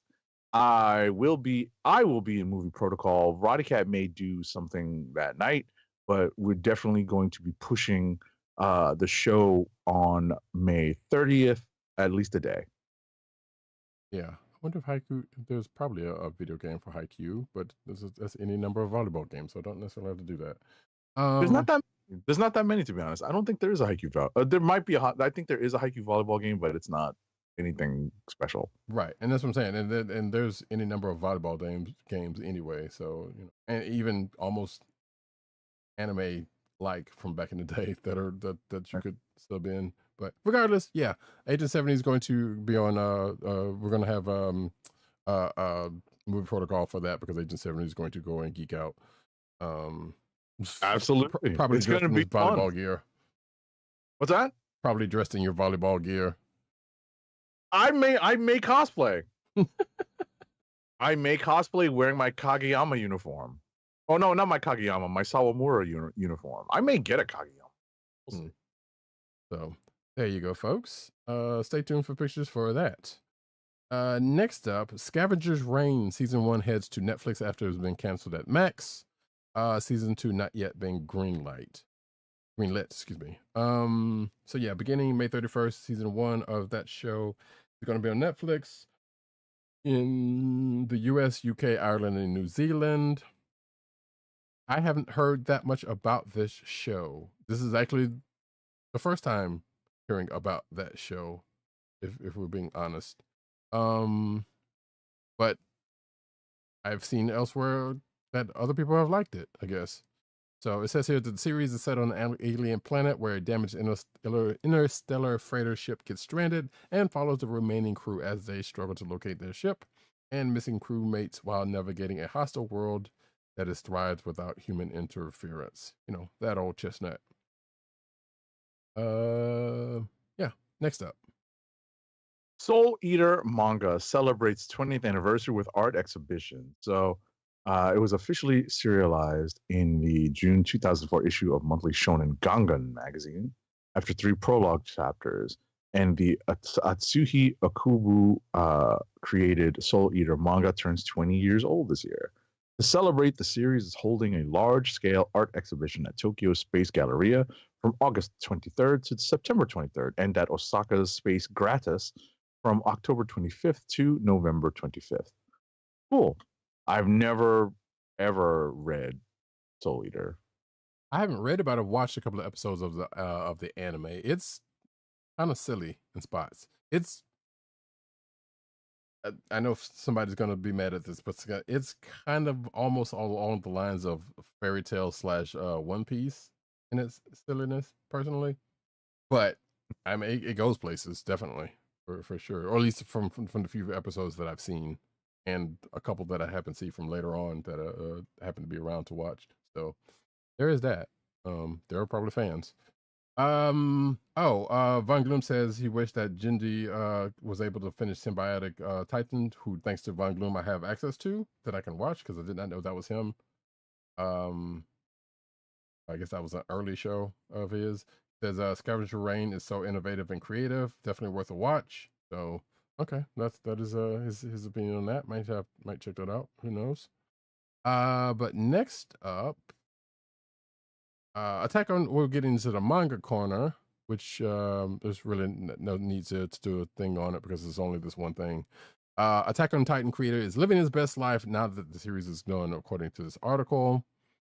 So basically, this article goes on to say that, like, yeah, Hajime Isayama has been 12 years deep into Attack on Titan. Attack on Titan. I was about to say something totally different, actually.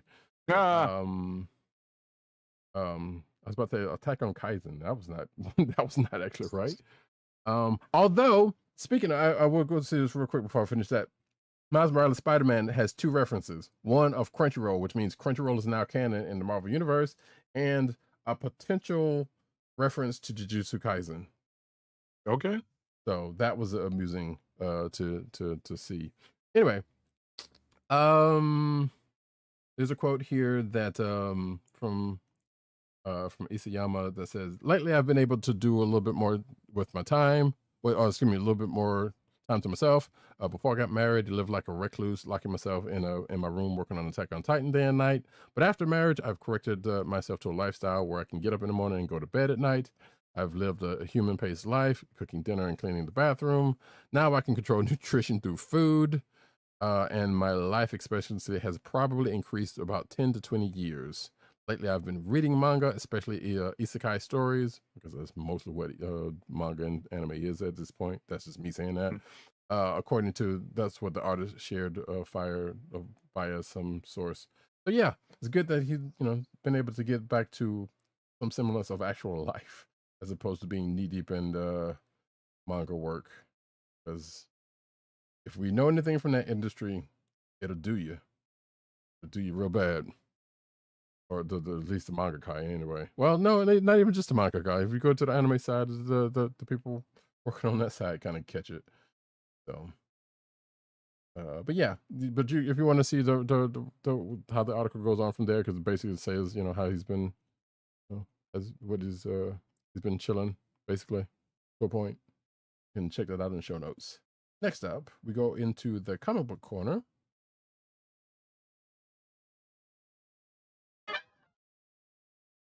TMNT makes permanent change to their origin as Donatello causes their mutation. Seriously? So yeah, it's a time circle thing. Which is weird. And I'm just gonna put it out here while Agent 70 says that there's nothing permanent in comic books, unless outside of stuff that has been changed yet. That's all I'm gonna say. Mm-hmm. Mm-hmm. Okay, so apparently, they're going in circles, literally, and what they do comes back to be a causational. It's a causational loop. Yep. Okay. Yep. Pretty much. Which, okay. And also apparently created Daredevil. Yeah, I guess. Right? I guess if at the logical extension of that, I guess is the case. Right. I guess that is true. But yeah, that's that. Outsiders number 7 doubles down on its links to Planetary and reveals which long-running character has died. It is not the one that I thought it would be, thankfully. And I need to catch up with Outsiders, even though I know that book is probably going to end definitely going to end at issue 12. So, but I've been curious about that book since it popped up. I don't know if this article actually says who it is, but fans can rest assured that it's not Batwoman and it's not Lucius Fox. I'm assuming that means Luke Fox, because I don't know if Lucius is in the book, but Luke was definitely in that book. Or unless it is Luke Fox, and they did mean Lucius. So I don't know. And thankfully the permanent links don't mention it. So thank you, Newsarama, for that. Next up. Harley Quinn, Catwoman, and Poison Ivy reunite as the Gotham City Sirens for the team's first new comic in over a decade. And they're back in a new month-long event series. The 4-issue weekly series titled Gotham City Sirens is created by Leah Williams, Matteo Loli, Daniel Hilliard, and Branton Stein. It will take the place of the regular Catwoman, Harley Quinn, and Poison Ivy books in August. Okay. Guess reunited and it will probably feel so good. I don't know. Maybe. Tom King returns to Batman, as the Cape Crusader teams up with Jenny Sparks of the Authority in a new Black Label title. And this is Tom King with artist Jeff Spokes. And I guess the focus is going to be on this Jenny Sparks of the Authority, which I don't know much about the Authority. So yeah, I'll take your word for that. And apparently this article says that Captain Atom is the inspiration of the character of Dr. Manhattan in Watchmen. Okay, I'll take the word for that also. So, what is the name of the book? Because it's saying everything but that. I guess it's called Jenny Sparks. Yes, that is exactly what it's called. It is going to be 6 issues, and it's going to go on sale August 21st of this year. Cool. Next up. All right. DC's new pocketable graphic novels are only $10 each, and they're pocketable. So these pocket-friendly comic books showcase some of the finest Superman, Batman, and Green Lantern adventures. So I'm looking for measurement. So you can get Batman: The Court of Owls, Watchmen, All Star Superman, Far Sector, Batman: Hush, Wonder Woman: Earth One, Harley Quinn and Gotham City Sirens, Joker, and American Vampire Book One, and Catwoman trailer. The Catwoman. These are going to be released over the course of the next several months. I'm looking for sizes. It's in the first paragraph. Oh, I must have skipped that. Oh, they're 5 by 5, 5.5 inches by 8.5 inch paperbacks. So it's about the size of a mass market paperback novel. Yeah. That's an interesting scale for art. But then I remember as a kid having compact copies of some Fantastic Four and Superman comics that I got from Scholastic Book Fair. I remember I'll go farther than that, and there were like little sized books that had like Disney stuff, like it might be Uncle Scrooge or some one of those characters, and it was like yay big. And sometimes they would have like at the bottom of it, like in the footnote, where the footnote would be like a flip book type situation. So we have seen various formats of things like this, and that's not a bad format. And some pretty decent books from a couple of stuff that I've read anyway. Right. I mean, it sucks to. Well, I'm sorry. Go ahead. No, I was finished. Go ahead. I was going to say it sucks that some of the art might be muddied because of the scale. So I'd be curious to at least take a look at these because, I'm all for making comics easier to read and carry around. There are times when I'm like, my iPad is so freaking big and heavy, but it's so much better to read, like, digital comics on this big screen. Which was bringing me to a point that I'm going to make after you finish. Yeah.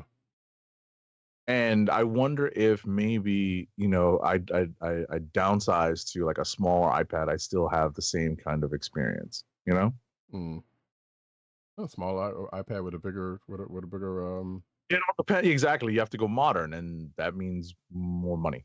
That's like you want to get like multiple gigabytes. It's like several hundred gigabytes. Right, because there's never been iPads with like SD cards in them, have there? No. Suck it, Apple. What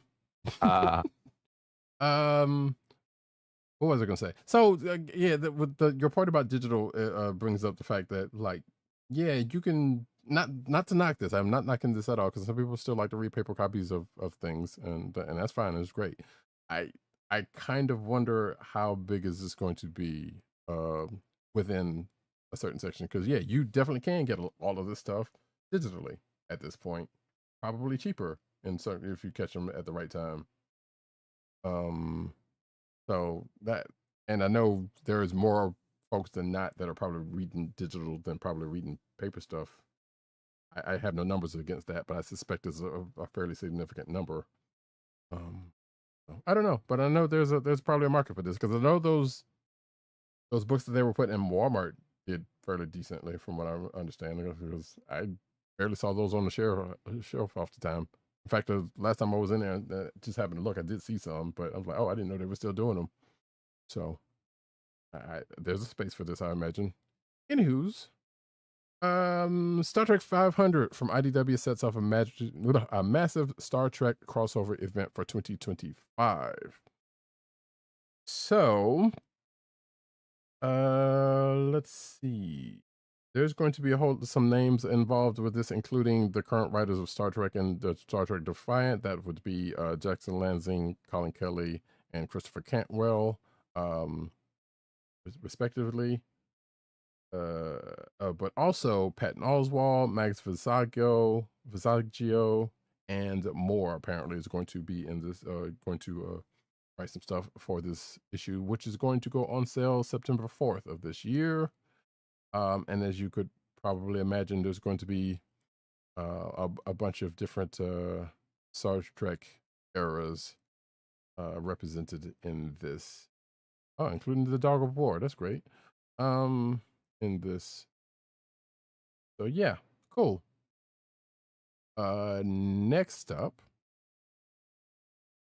Storm is Earth's mightiest mutant hero in new solo series, so set in the X-Men's upcoming from the Ashes era, an all-new solo Storm comics book series from Murewa Ayodele and Lucas Vernick launches in October. Okay. Yay! Looking forward to it. Yep. So, and as an interesting aside to this, the next article, and I think I saw some of this in Tom Brevoort's newsletter, actually, talks about why Storm is no longer on a team book in the X Corner. And I actually read it too. I've been getting once you mentioned it, I did subscribe to that Substack, and it's pretty good. Yeah, it is definitely. But I think in this case, some of it came from, according to this, from the Homo Superior podcast, according to this article. But like I said, I have definitely seen some of this in his newsletter. But basically, which let me just go ahead and say it. So I think he basically says that Storm is a big character, which in a way she is. I agree with that. I love me some Storm. I'm not taking it away from that. And that any team book that she's on, she pretty much takes over, from what I remember reading about that. And I'm like, I don't know if that's always been true, but yeah. I don't know. I was gonna say, I don't know if I would characterize it as that, but more so, I mean, I might be mixing two articles I read. It's more that if Storm is there, why isn't Storm leading? Well, that goes into that also, actually. Yes, because there was some of that definitely that was said. So here's a quote. She's got such gravity to her character that if she's standing next to Rogue or standing up next to Cyclops or Kitty, I'm sorry, they're not in charge anymore. It's her. So basically, they're giving her her solo book, but she's also going to be apparently on the Avengers, according to that last article. So that her solo book is going to go into some of that, which also makes me think it's like, so I know Thor is kind of tied up with what's going on with him currently, and I assume that's maybe that's going to last up until when this goes on. So. I honestly think they're going to have them both on it for a while. I think what they're going to do is play off of that relationship and obviously the Black Panther relationship.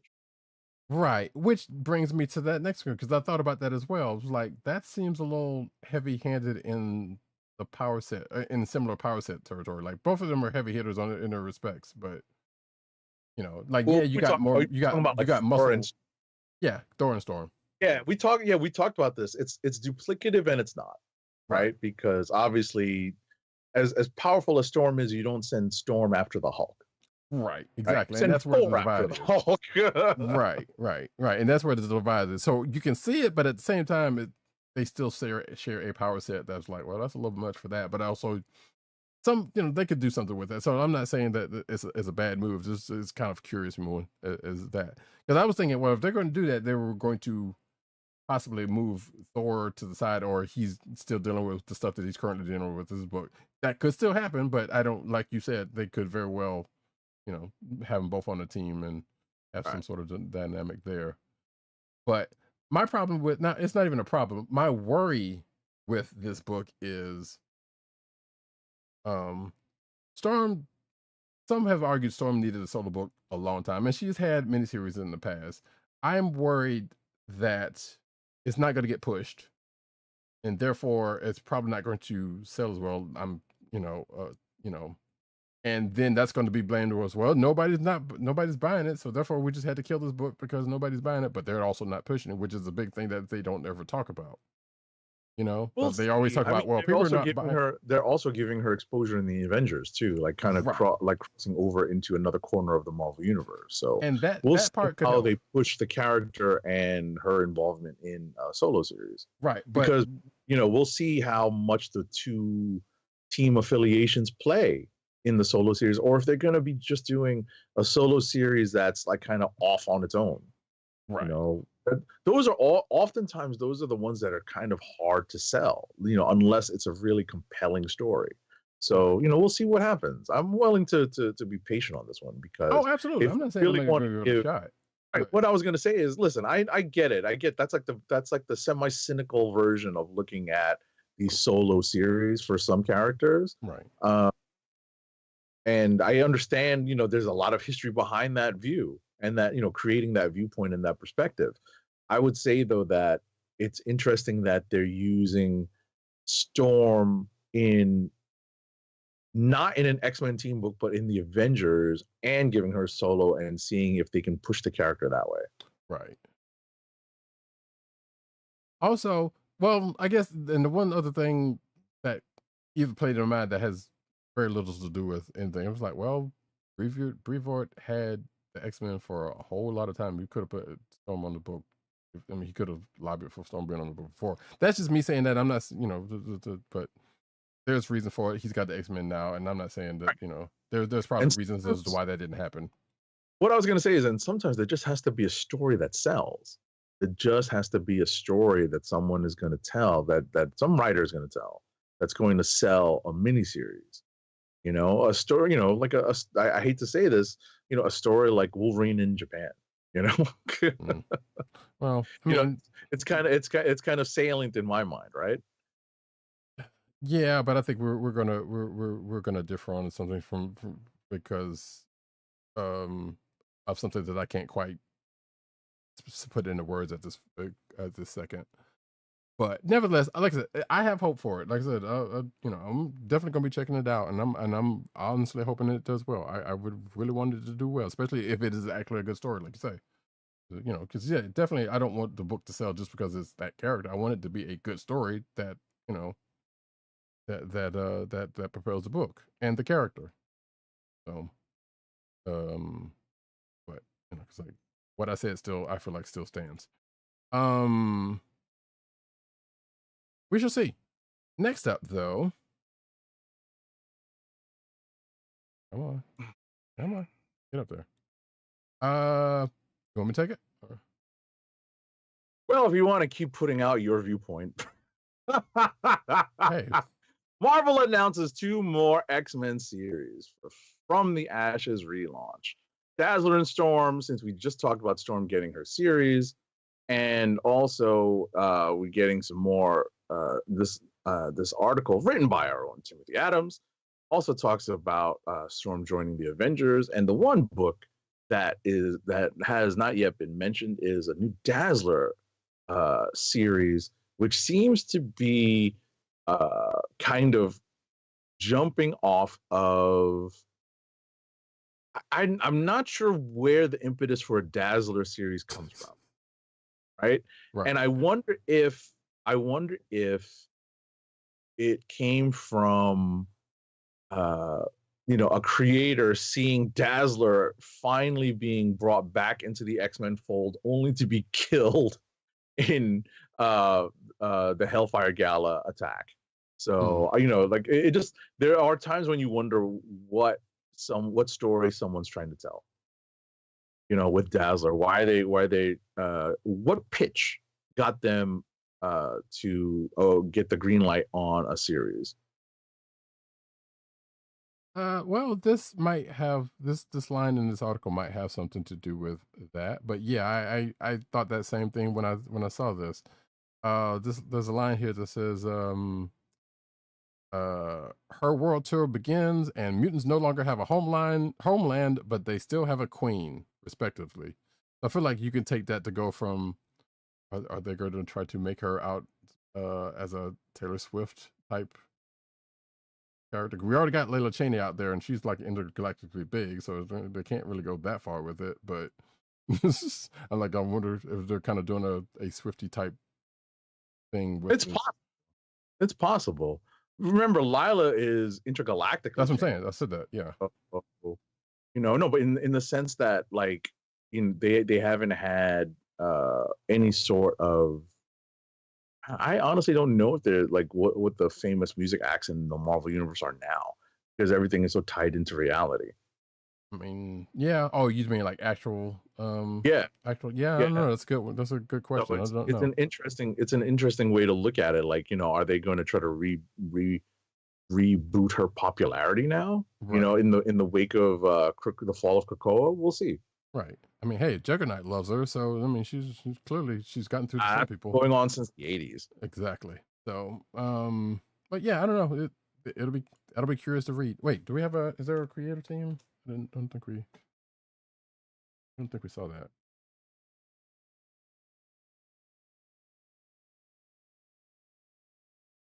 Your name, but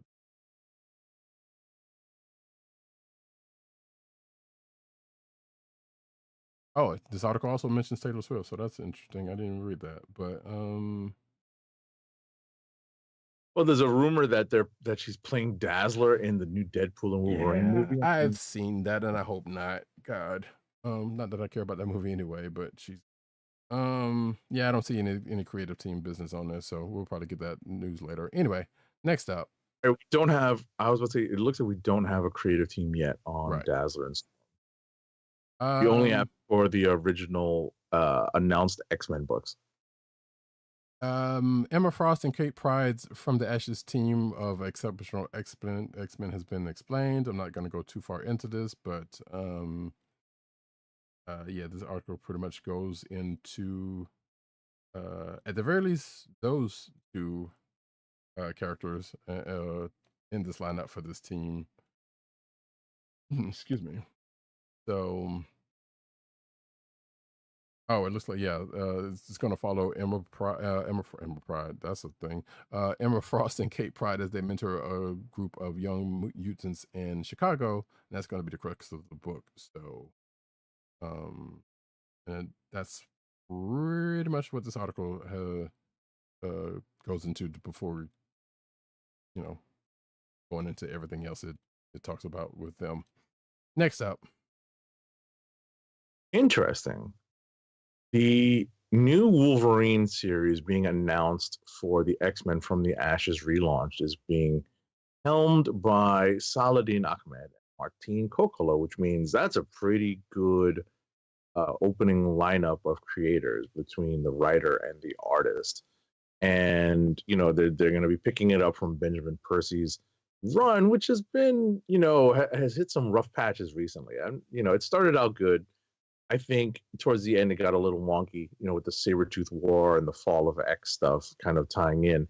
And it's kind of cool that they're, you know, looking to launch something new out of it. And Saladin Ahmed has done some really fun stuff recently.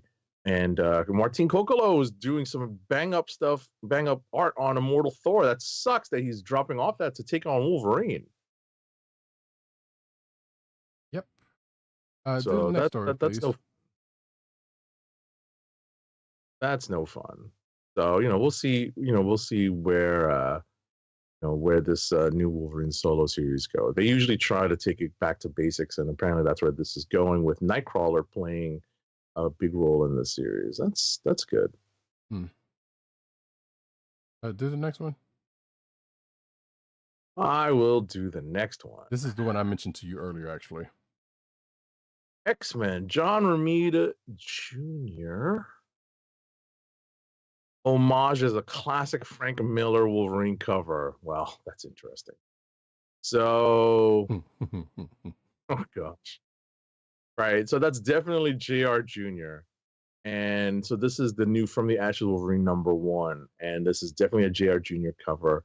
And you know what's terrible? JR Jr. actually has his own iconic Wolverine cover that he could homage his damn self. He could homage his own cover. Right? That's a shame that he's doing the Wolverine #1. I actually just got a poster of that Wolverine #1 limited series cover by Frank Miller. But Romita Jr. and I'll let Roddykat move on to the next story. But I'm going to look up there. I have the clearest image in my head. I just don't have the number of what the issue number of this particular Uncanny X-Men issue that John Romita Jr. did the cover for, and it has forever stayed in my mind's eye as like an iconic Wolverine image, like a cover. And once I get the issue number, I will jump back in with that on the show. But yeah, that's cool. It's honestly, I'm not a fan. I'm not a fan of this cover. Like I said, he has his own iconic Wolverine cover to homage. And one of the, like if I see him in person, I'll probably tell him that straight to his face. Mm-hmm. Sure. Next up, Let's. Oop. Oh, hey, guess what? You know that Ultimate Spider-Man is written by Jonathan Hickman. Well, guess what? He wasn't their first choice. Chip Zdarsky was. Oh, interesting. Yep. And apparently, according to this article, Zdarsky explains how and why he said no to Ultimate Spider-Man and why he likes Hickman's version better. And I do too. I'm just going to say that. So yeah, apparently, so according to former Marvel exclusive writer, they put that in there. He turned down the Ultimate Spider-Man gig, and it's become a topic of conversation for him and Hickman in the months since. Quote, the editor on the Ultimate line, Will Moss, contacted me because he's like, it made sense, right? I'm known for Spider-Man. Marco loves Spider-Man and wants to draw it desperately, so Will approached me with it. He gave me the outline for Hickman's alternate universe idea and where he had a picture of Spider-Man fitting into all of it. And I read it and I'm like, this is awesome. I love it. I'm the #1 Hickman fan. And so when I read it, I'm just like, well, this is a great Hickman story. And again, I agree. So yeah, and I guess the article goes on to saying, so he's turned it down and, you know, and as to why, but you can read the rest of that for yourself in the show notes. So.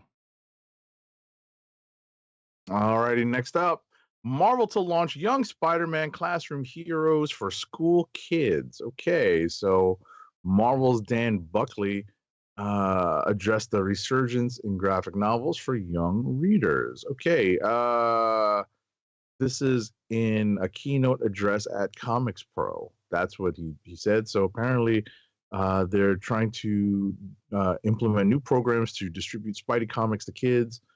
Beginning this summer, licensing with Scholastic has introduced Marvel characters to a younger audience, and Marvel is set to alternate monthly comic bundles for different age groups. Okay. Some sad news. I was about to say I'm still scrolling through the issues of Uncanny to get that cover, but I am getting close. And some sad news. Don Perlin, co-creator of Moon Knight and Bloodshot, passes away at 94. Apparently, Perlin was a longtime Marvel artist who, as I just said, co-created Moon Knight and drew the Defenders for many years before being one of the major artistic forces at Valiant Comics, where he would, of course, go on to co-create Bloodshot. And this article kind of goes into his comic history. His history period, because it goes on to some he was drafted into the military. He did Werewolf by Night, Defenders, and et cetera, before getting into Bloodshot. So yeah, apparently Perlin's daughter Elaine confirmed her father's death on social media, and as this article says, definitely condolences to Perlin as Perlin's family, friends, and stuff. Next up. This article contains in-hand figure images of the retro classic Iron Man Wave Iron Man Model 20 Marvel Legends figure. This is the disassembled figure, kind of post-extremis, but very extremis. And it's pretty cool. Yep. Yeah. Right. Yep. Right, and to finally tell everyone the Uncanny X-Men issue that to me is probably the most iconic John Romita Jr. Wolverine cover that he's done, at least for Uncanny. Right, I have to go back to his Wolverine run to see what those covers look like. But issue 207 is probably the most iconic Wolverine cover that John Romita Jr. has ever done. When this issue came out, it was like, it breaks the fourth wall. It's kind of 3D-ish. And when this was published in roughly around 1986 to a young tween, this was one of the coolest covers I had seen to that point that contained Wolverine. Okay, cool. So You guys can all look that up, in terms of like a solo Wolverine cover that John Romita Jr. drew. Because right on the heels of that, soon after that is like Mutant Massacre, and you start to see some great Alan Davis covers. Then Mark Silvestri starts to really step up his game in like the next year. Cool. Tim Drake returns as Robin with new McFarlane Toys DC Comics figure. You can see it if you're watching the video version right there. It's going to be $22.99, and it's not an exclusive anywhere according to this article. So that's good if you're looking for it. It looks like pre-orders will be available this coming July. So yeah, there you go. Next up. The John Wick franchise is expanding into the world of pinball machines. Lionsgate has teamed with Stern Pinball to release a new series of pinball machines inspired by the films. And I'm going to presume that these are available to retailers in various models. So they're actually available at retailers in pro, premium, and limited edition models. $7,000, almost $10,000, and then $13,000 respectively. Wow. You can see video of these. There are YouTube videos of these machines. Yeah, pinball. I didn't realize it before a few years back. Man, pinball is a big business thing, especially in the collector's market. So that's kind of funny. But yeah, from what you can see, if you're watching the video version, you can see the images of a couple of the machines, with which there are 3. Yeah, I guess it looks good. Like I said, I hadn't watched the video, and not that big into pinball anymore. But hey, that's the thing. Next up, though, 40th anniversary Transformers Funko Pops. We have first looks of from the likes of Astro Train, Blaster, Megatron, and Optimus Prime. You got their pop numbers, and excuse me, no other official details outside of these pics. So, but they're probably Funko Popped priced. Next up. Hasbro debuted a bunch of new Transformers Studio Series figures and a Beyblade crossover. So this is an announcement that Hasbro made this week. And so you can get pre-orders of 86 Springer, Bumblebee Steel Jaw, and this Beyblade Transformers crossover. So they're available at retailers like Entertainment Earth and Amazon for various prices. Take a look on those retailers for these figures. Yep. Next up, let's see. Here we go. Optimus Prime becomes a fully transforming Hot Wheels. So I can't remember. We might have talked about this Hot Wheels thing before, but did not know this particular tidbit of it. I can't remember. But basically, hey, it's a Hot Wheels Optimus Prime that actually transforms. Excuse me. So that's actually pretty cool. You can see the box right there. You can see Optimus in said box. If you're watching the video version, diecast construction is a lost art. I'm not sure what it says. Oh, I guess that's transformation instructions that is also inside the box.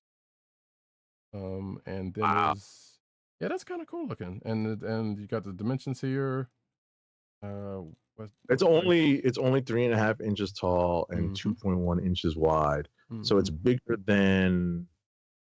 It seems like it's bigger than your regular Hot Wheels, but and it's pretty shallow.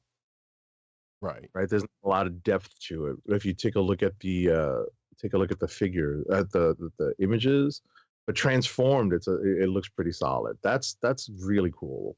Yeah. And you can see, if you're watching the video version, you see it's next to a standard size Prime figure, which it basically comes up to his leg. So if you're not watching the video version. But let's see, it says here the figure launches May 21st at 9 a.m. Pacific time. $80. Yep, I was about to get to that.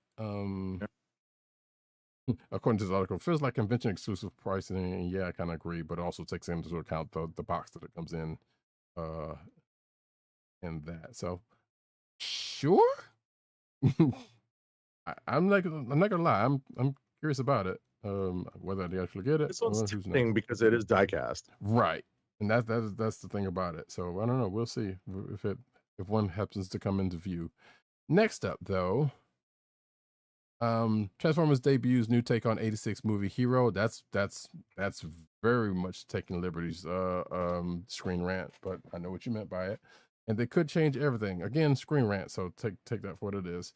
So yeah, I alluded to this when we talked about Transformers last week. Hot Rod shows up in the Free Comic Book Day book, the Energon Universe book. I would be remiss if I didn't remind y'all, if y'all didn't already know, he was the one who stood up for everybody anyway, because if it wasn't for the fact that he got in the way of Prime taking the shot, Prime would have died. And we wouldn't have gotten Rodimus Prime also, which probably the world would have been better off without it. But nevertheless, we got Hot Rod. Hot Rod was just a bad design. Rodimus was a worse design, I think, but Hot Rod in himself wasn't bad design wise. I think that's my personal thing, but Rodimus was worse. Just a bad idea. Anyway, yeah. I did catch up on the Energon Universe Free Comic Book Day book, and all I have to say is Globulus. That part was pretty good. Right, and the reason why I mention is because the next story is Transformers and G.I. Joe celebrate the Energon Universe's first anniversary. Skybound celebrates the universe by unveiling connecting variant covers for next month's Transformers and G.I. Joe titles. Okay. So you're going to get Destro #1, Scarlet #1, Transformers #9, and Void Rivals #10, which will all arrive in June. Will feature 2 sets of open-to-order connecting full art variant covers with art by Jason Howard and Annalisa Leone. Okay. For a second there, I thought that was Mask, but yeah, if you're watching the video version, you can see the uncolored covers, which, hey, look good. I can't wait to see them,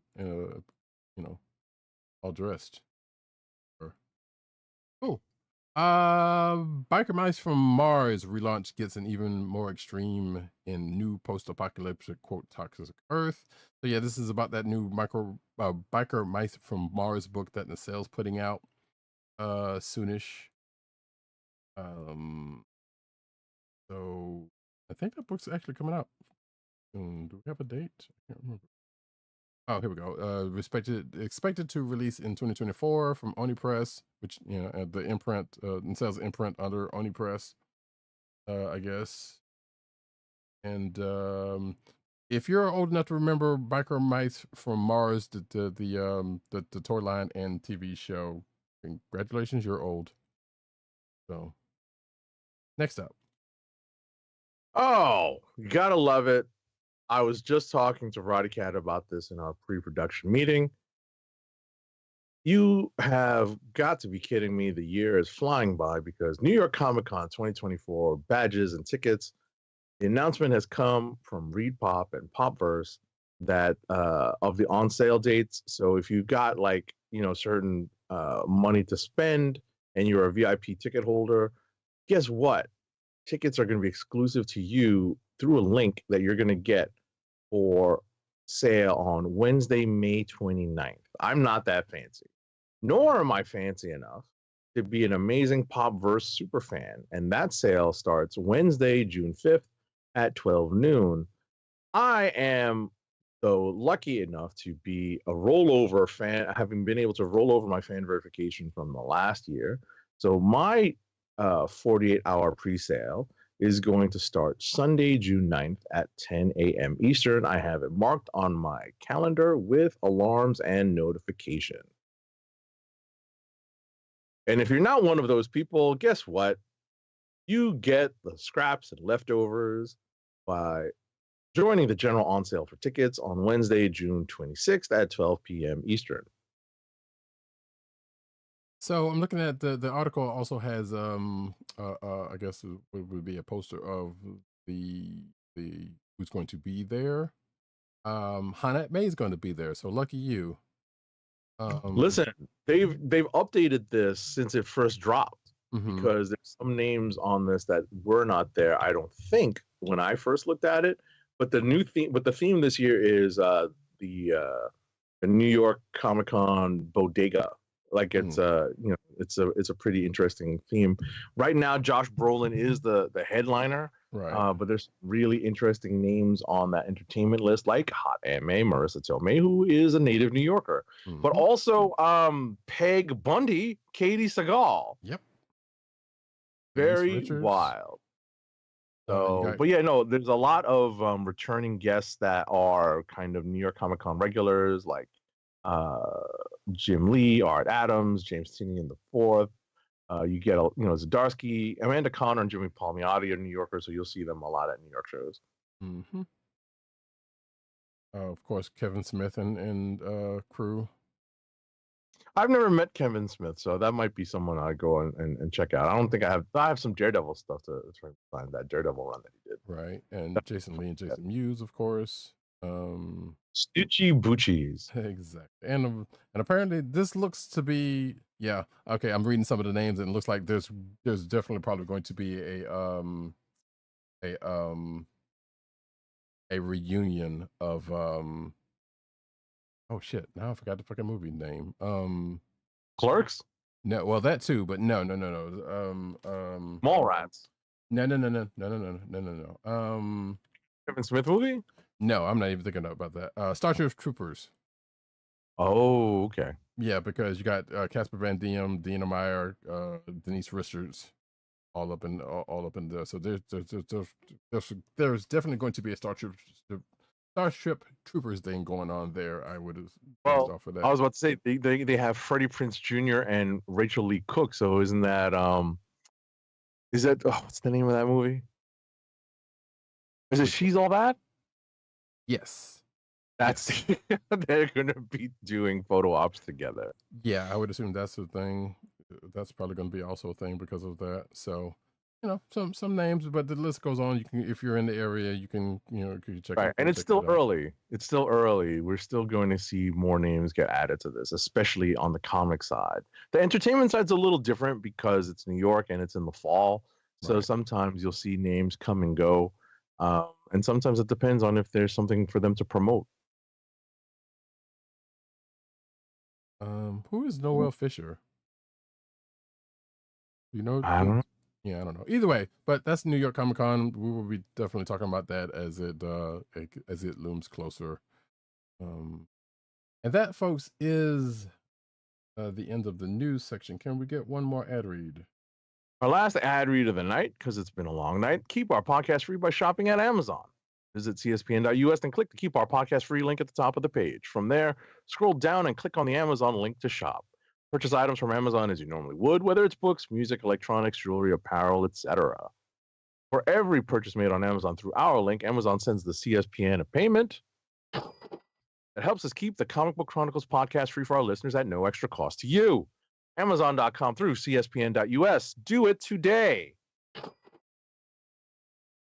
All right, folks, that's it. We're at the end of this here show. We appreciate you for coming out. If you came out here live and you stuck with us for this long, I appreciate you because we started way late and it is way late. So we appreciate you. But if you came by this after the fact, we will be back next Thursday at our regular time and place, which is 9. Wait, is that true? Let me not say that. Okay. Yes, next Thursday is good. It's the Thursday after. Right. So it's the Thursday after is Haikyuu. Right. Wait, I feel like there's something else coming up, but I guess not. But yeah, so we got that. We'll talk about that next week. Right now, I have been Roddykat. You have found me at Roddykat on Twitter. You can find me at News Needle Twitter. For me at CBCaps on Instagram. Agent_70 on Twitter, Instagram, and Threads. You can find this here podcast on the Coastal of the Podcast Network. That's ESPN.US. Do it today. You can also find us on your podcast personal place of choice, whether it be Google Play, well, not Google Play anymore, but anyway, Apple iTunes, aka Apple Podcasts, Spotify, or the Coastal of the Podcast Network SoundCloud page. Make sure to click like, subscribe, and leave us all the positive 5-star reviews, especially on Apple Podcasts, because we really need it there for people to find us. And if you want to find us recording mostly every Thursday night when we actually do record, you can check us out over at youtube.com/TheKliq and twitch.tv/Comic Book Chronicles, where actually the video versions will be archived in those places. Make sure to click like, subscribe, hit that notification button so you know when we're on live, especially when we're on this early in the morning. Indeed. Actually, yeah, and have been doing some more Twitch streaming outside of doing this podcast, where the last night, as of recording, that would be Thursday night, I played some City of Heroes, which is MMO that is superhero based. It's been a while since I had checked it out, so I wanted to kind of dig into that, and that's still up on the Twitch archives if you want to check that out. Me doing some late night running around for a game that I used to love the hell out of, that has been saved. So you can check that out, though. Actually, I still need to do the highlight of it, but anyway. That is it, folks. We will see you next week. This has been the this has been the Comic Book Chronicles. Peace. Peace, one. And knowing is half the battle.